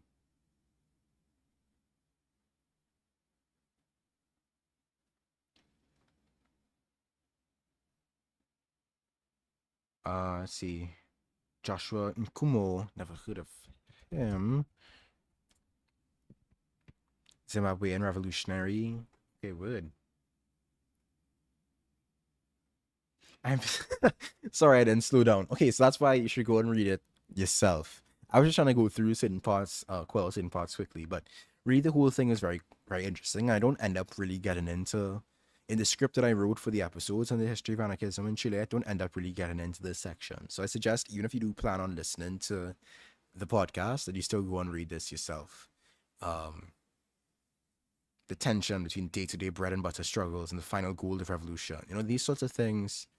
This is things being put into words 2 decades ago, over 2 decades ago, that are still relevant. Complexity of the post-modern society. Yeah. So just go and read this for yourself. I'm sorry for reading so fast. Reading like my handwriting. Yeah, that's funny. Okay, yeah, let's keep it going. Um, Denise Ferreira da Silva.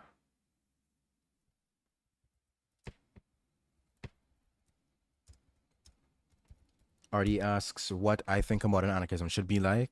That's what my channel is all about, pretty much. Um, you can go into the essentials of evangelism. The essentials of evangelism playlist. It covers a lot of my, like, what I consider my most important videos, and from there I think you could piece together the sort of things that I have in mind. But I'm still developing what I think it should be, and trying to learn through practice as well. Wait, what podcast? Yeah, so I am a guest host on the It Could Happen Here podcast, the daily version of it, that is, not the original limited series that Robert Evans had done. And so it's a daily podcast, and I guest host 2 episodes a month. So I've been doing it for about 2 or 3 years now. And yeah, 3 years now, approaching 3 years. And I've been talking about lately two different things. I've been covering some historical political cults, and I've been talking about historical anarchist movements. And I have a video. I have one coming up soon on the history of anarchism in Chile. I recently did one on the history of anarchism in Peru. I also did one on the history of anarchism in Cuba. So all of those, except for the Chilean one, all of those others are readily available to check out. Thoughts on anarcho-nihilism. It has I won't lie and say it hasn't, because it has influenced my ideology somewhat. So that's, it affects some of the ways that I operate, but it is not like my whole cloth ideology by far. Laura. Okay, so who's Denise Ferreira da Silva? Brazilian philosopher with an anti-colonial black feminist perspective that highlights the centrality of raciality in post-enlightenment thought. Oh, that's fire. Okay, who else we have? Okay, Huxley's book, I Less in Gaza. I have not read it. I have not read it. But this is Life of a Socialite named Anthony Beavers. No, I haven't read it. But I do like Aldous Huxley's books. I read Island and I read Brave New World, and I enjoyed both of them. So I should probably read I Less in Gaza. John McLean. Laura.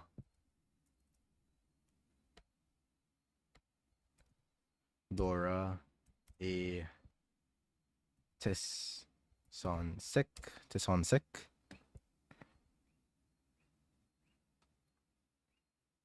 Okay.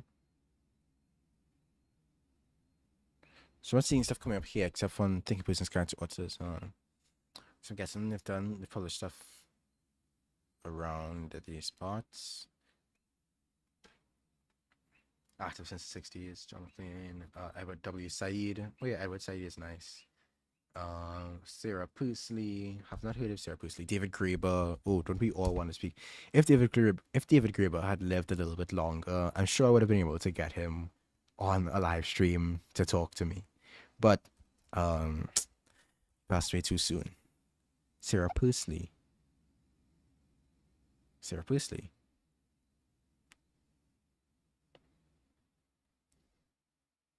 Familiar Futures, Time, Selfhood, and Sovereignty in Iraq. Bob Black. Bob Black is not dead, I don't think. I know he's considered a crotchety old fart by a lot of people, and he's had some wicked takes, but I've liked some of his stuff, I'm not gonna lie. I still find his article on democracy to be really useful as a reference point. And he does some really good historical analysis as well. He also had a really good critique of Noam Chomsky, and I've never liked Noam Chomsky. Let the record show. I know a lot of people do. I don't like him, and in the past few years, I found more reasons to not like him, such as genocide denial, and that sort of thing. If you want to hear like a thorough breakdown from one of his contemporaries, you should probably read Bob Black's critique of Noam Chomsky, because he thoroughly dissects the notion that Chomsky is or was ever an anarchist.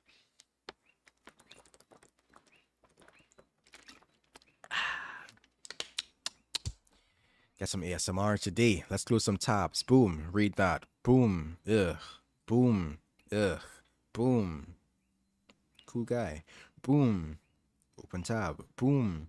Cool magazine. Boom. Multiple intelligences. Apparently fake. Boom. Wrong name. Boom. Cool book. Boom. Proud of the talents. Wish we could see the rest of it. Boom. My first video ever. Jump scare. Boom. Sortition. Something I was interested in as a child. Boom. Ted. Something I was interested in as a child. Boom. Wait, but why? Something I was interested in as a child. Boom. Votum. Something that I called, named my project after as a child. Boom. Anatomy of an AI system. Definitely go through this. It's very important. Boom. My failure to play this game. And then boom. Is this what I wanted to wrap up with? Let me just check. Oh, something else that came up in my research on anarchism in Chile. So let me pull that up real quick. Something else that came up was that in a very short, within a decade, no, not anarchism in Chile. It was my video, my podcast on anarchism in Peru.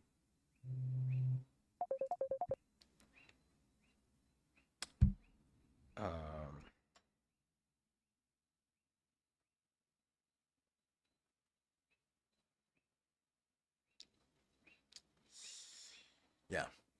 So in my video on anarchism in Peru, I was speaking about the role that, let me see if I can find anarchism South America. Yeah. Let's have that article up. Makes it easier to timestamp things if I ever get around to timestamp in this stream. Where was I going? Right. In a very short span of time, what I found interesting about that, and I cover it in that episode on It Could Happen Here. I'm not sure if it released yet, but I speak about how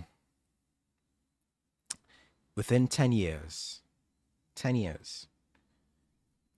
Peruvian workers had shifted from a 13-hour workday, had fought for to bring it down to a 10-hour workday.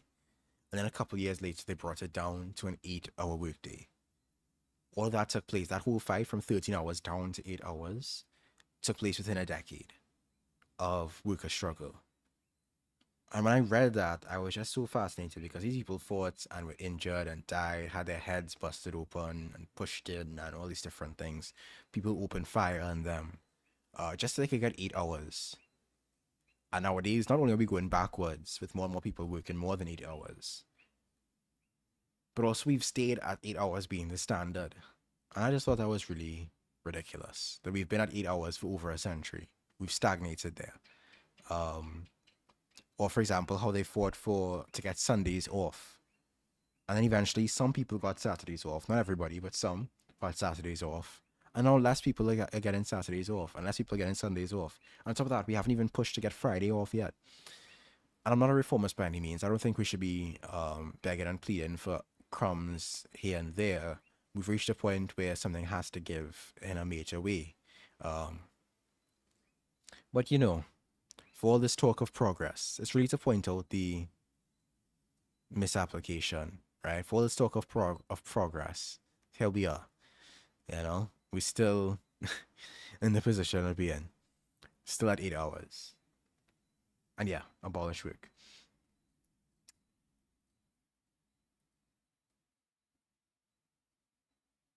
What's wrong with Chomsky?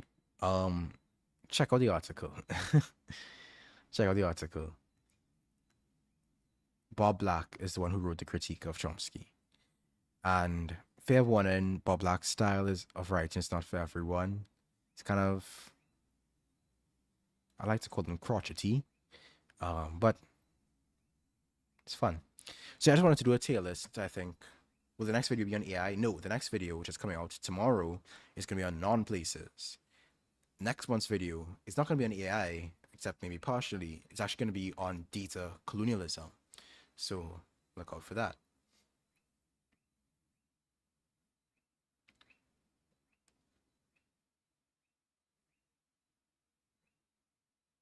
Thoughts on Maduro? Well, I don't like any politician, so fill in the blanks there. um, Venezuelan people are stuck between a rock and a hard place, and I just hope that they're able to liberate themselves without intervention of any kind. But it's time to wrap up the stream. And so, to wrap up the stream, I wanted to do something a little bit of fun.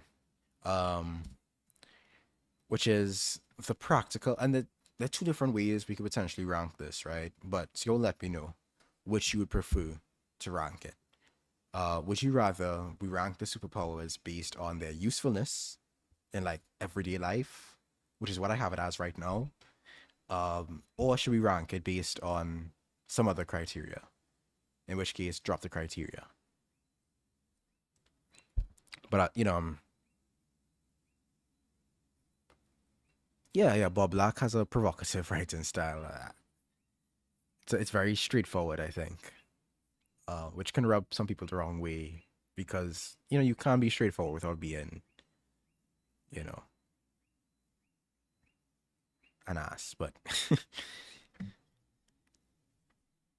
I think I'll just do it with the. We'll just get started now. For some reason, this tier list has everything copied. But this is gonna be our chill chat conclusion.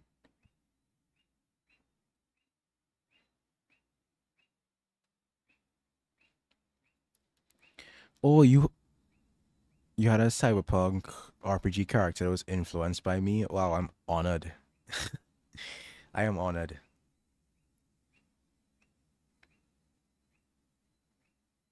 That's really cool.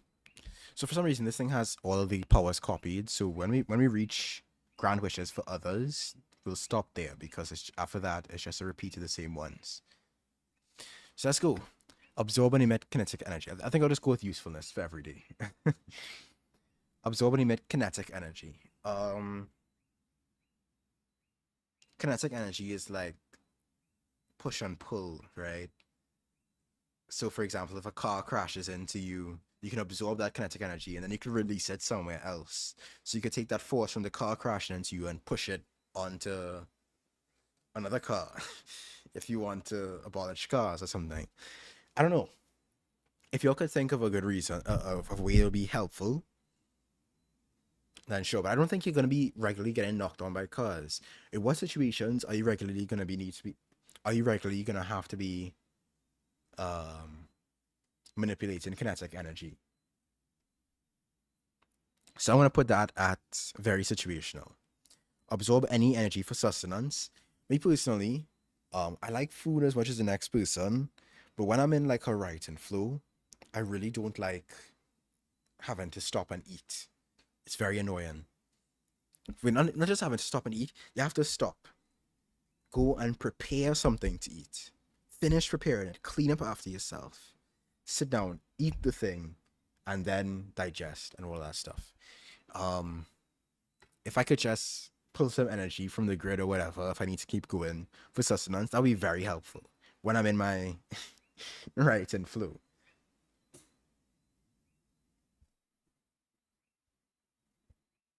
Oh yeah, just as a side note, yeah, Bob Black has terrible takes on feminism.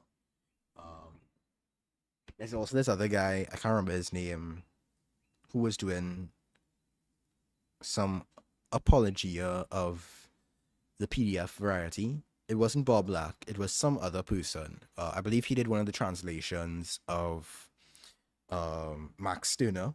Can't remember his name, but terrible person as well. He did a good translation of Max Stirner, but he was a terrible person otherwise. Um, so yeah, you really have to take all these people with a grain of salt. But carry on to the tail list. Absorb any energy for sustenance. I'm gonna use that every day. Every day. I mean, any energy, any energy. I could just stand up outside and take the sun, right? That would be so powerful. Absorb any matter and perfect constitution. So I'm guessing you could eat unlimited amounts of anything and maintain a certain constitution. I'm sorry, I'm still thinking about the fact that you'll have to chew and swallow everything that you absorb in. That's useless. That sucks. I don't care. I make a separate tier for things that would actually suck. I'd rather be low. I'm willing to hear you all out, but that would not only would that suck, but how often do you need to like eat your way out of a situation? You know, you're not word girl. You're not being attacked by Chuck the evil sandwich making guy or oh, did I lose it? Yeah, you're not being regularly attacked by Chuck the evil sandwich making guy. You're not regularly having to, you know, fight the butcher. So why?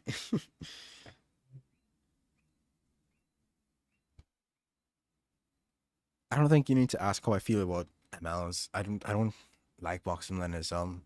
I don't want to get into that whole spiel right now because that could take a while and that could open a whole different kind of worms. I'm just gonna do this tier list as a like a chill down, wrap up, fun vibes, and then gonna call it tonight. So maybe another time we can have that conversation.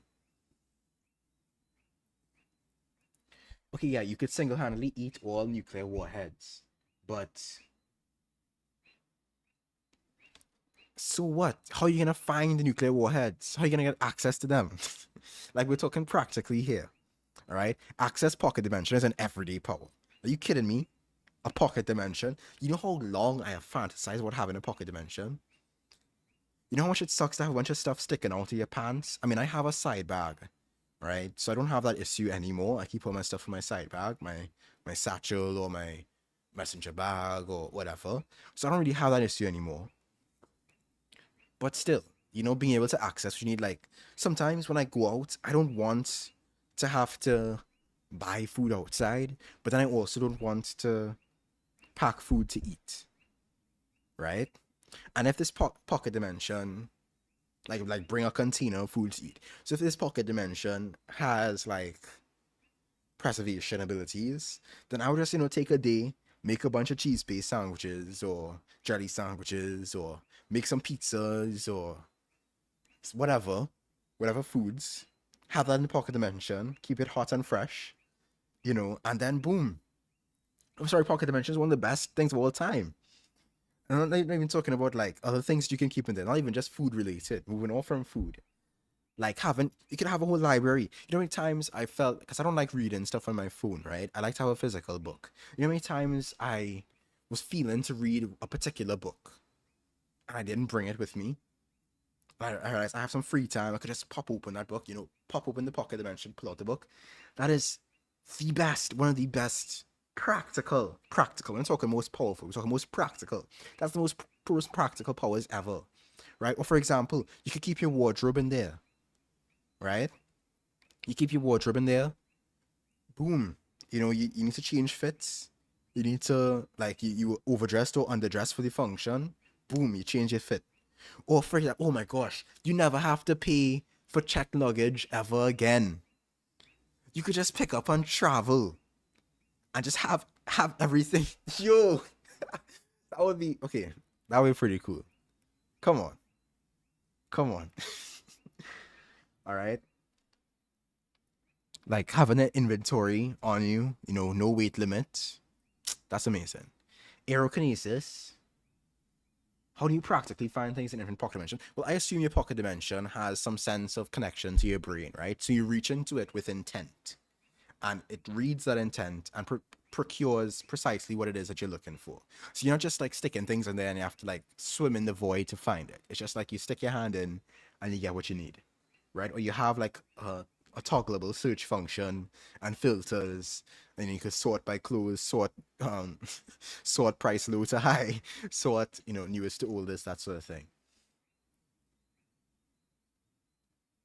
Pocket dimensions would make the five finger disc 100% easier, but we have a lot of powers to go through. So moving along, aerokinesis, in daily life, we're not talking about fighting bad guys or whatever, right? In daily day-to-day life, what are you doing where you need to manipulate air?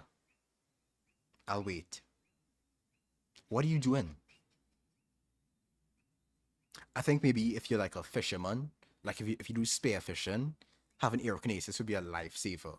But you see, that's very situational. That's if you're like a fisherman. Then again, it's probably for the best that you have to be able to hold your breath and that kind of thing, because then it's like you don't want to overfish. We have that limitation to land for a reason. Um, or maybe you could go into space with aerokinesis. Sure, maintain an air bubble, but how long is that air bubble gonna last before you run out of oxygen? You know. Um, you could fly. That's true. That is true. That is true. You could fly. Okay, okay. That escaped me for some reason. But that's true. You could fly. Okay, that immediately makes it everyday use. Yeah, moving moving along. Um, animal taming, scrying, and telepathy. What is scrying again? That's like a witch thing, right? Divination, fortune telling, or like seeing through their eyes and that kind of thing. I mean, sometimes I would like a bird's eye view of things. And being able to read an animal's intentions would be cool. And I have an issue where the way that my home is, there's like a tree right behind it, and sometimes rats get into the roof.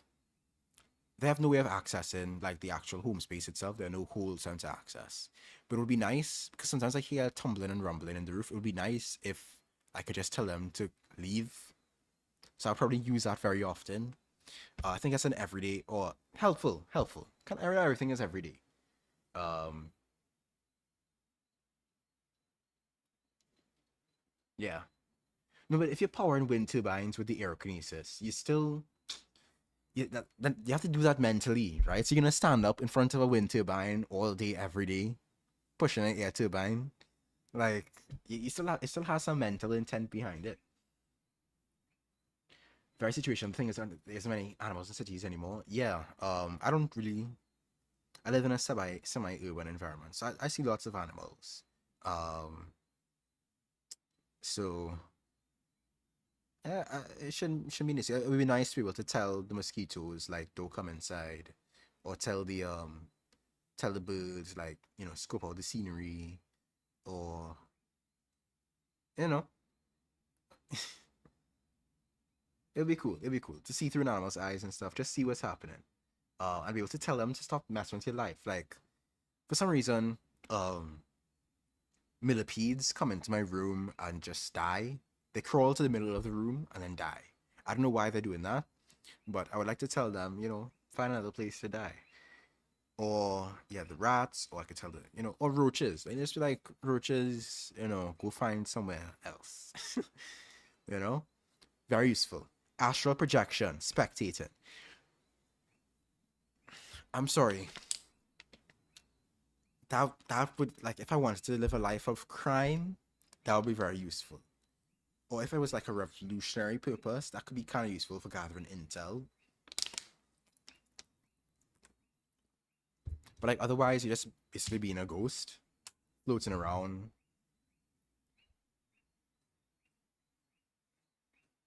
Well, yeah, another thing, I would tell the birds outside my window when I'm recording to shut up, to go and sing somewhere else. As much as I appreciate them, some of them are not singing; they're just making noise, right? So it'd be nice to tell them to move. Um, yeah, but astral projection is kind of lame. It's like it's cool, but I feel like the novelty will wear off after a while. Like you can travel with astral projection, but also not really, because you don't get to interact with any of the things that you go to see. So you could astral project and go all the way to China, but you can't do anything in China except float around, and you have to return to your body. Um, so situational, I would say. Beast lordship just sounds like an authoritarian version of animal taming, scrying, and telepathy. Like, why does it have to be a lordship?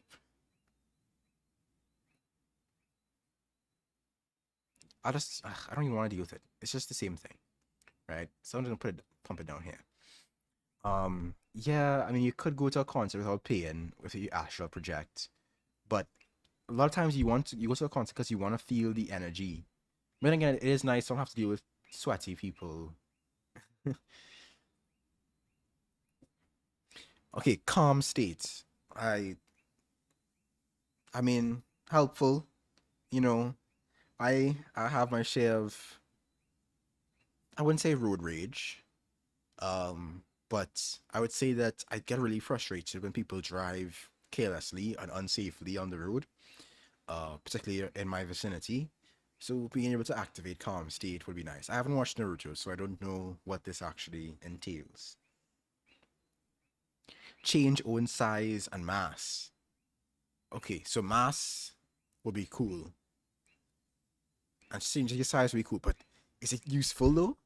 Like practically? Like, okay, maybe you drop your ring in the sink and you just shrink down and take it out, right? Or make your hand super small and pull it out.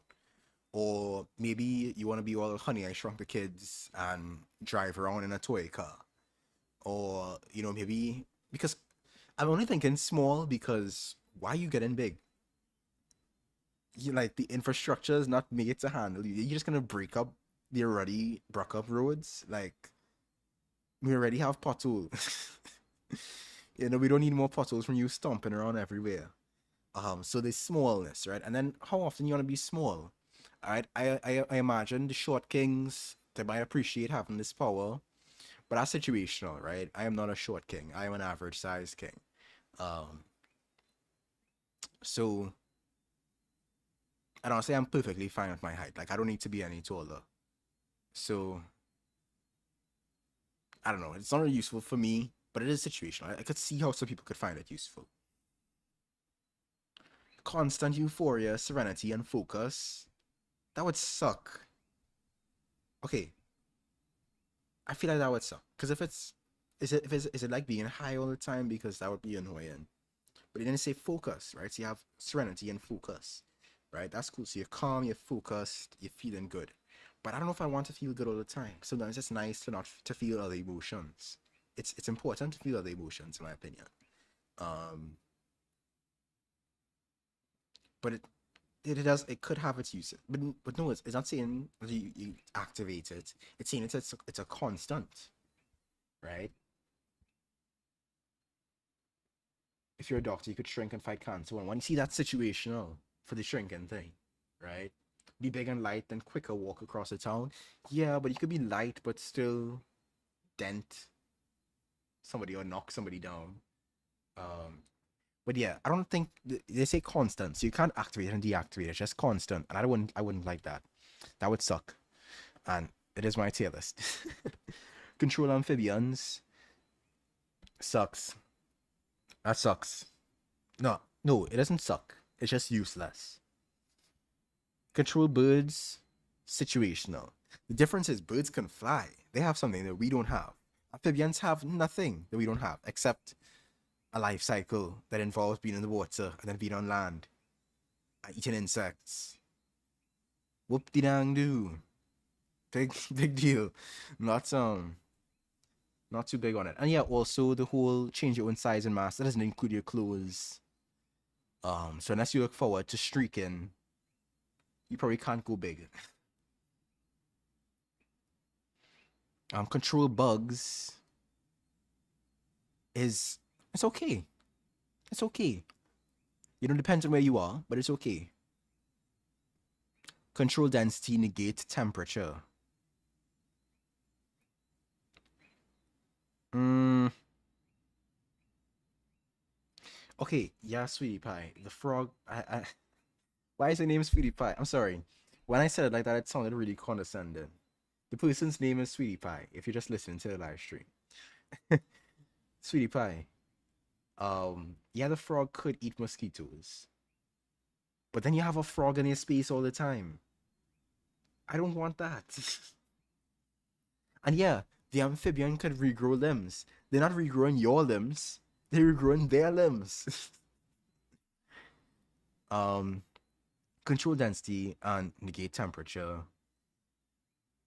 I can't. I'm trying to think of an application. Eh, eh. Control density, negate temperature. What am I using that for?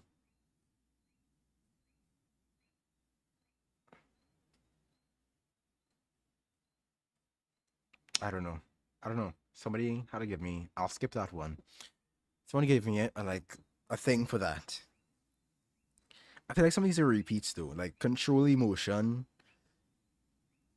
is kind of similar to calm state. I think. Again, I don't know what calm state is, but it can be helpful, right? Control earth.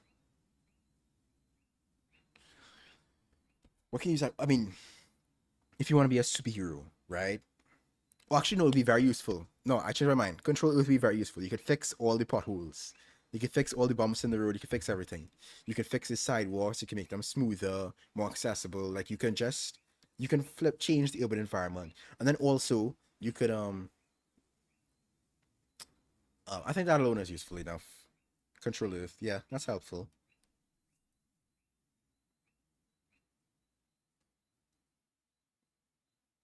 Change the density of politicians' bones to zero. That's hilarious. Nice for sleeping on a hot night. Yeah. Negating temperature. Yeah, okay. Okay. Situational. I'll give it situational. Control gravity. Now, the cool control gravity power thing always trips me out because I feel like I don't know if I want to mess with gravity like that. It could be cool, but control gravity feels like it has a bit more weight to it than simply having telekinesis. You're affecting an actual force of nature. Um, you probably could make gold if you control the earth, so that's another good reason it will be helpful. But control gravity, I would say it's okay. Magnetic field, it's like a narrow version of having telekinesis, which can be cool though, right? It can be helpful. You know, you want to go to the beach, you could pick up stuff in the sand easily, or you know, you need to find something, you can find it easily, or um, you can make the train go slightly faster, or you know, things like that.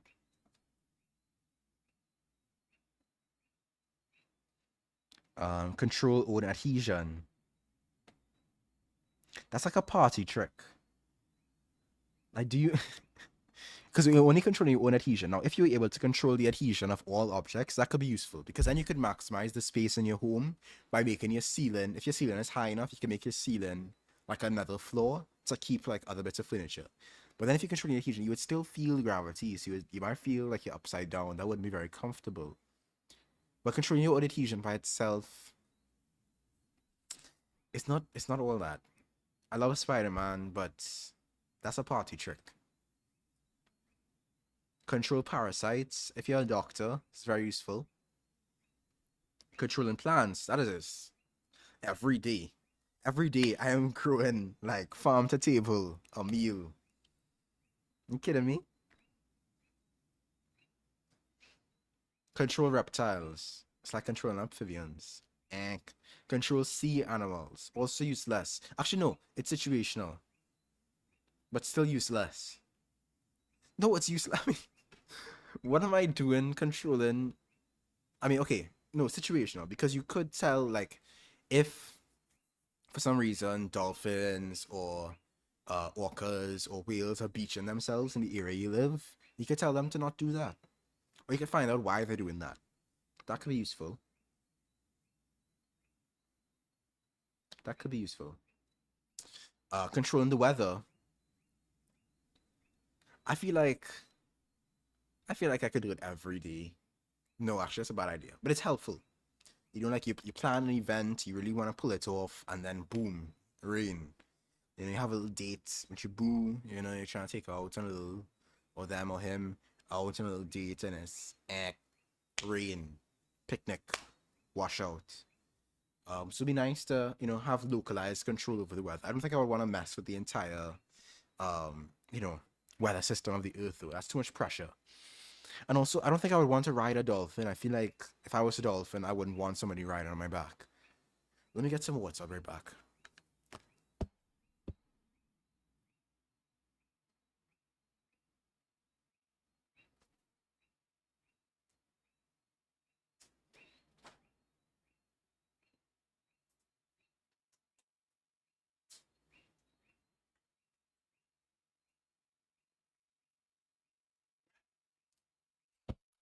Okay, and we're back. Well, yeah, you could do the wildfires. Yeah, that'd be pretty useful. I see we've passed like 2 hours.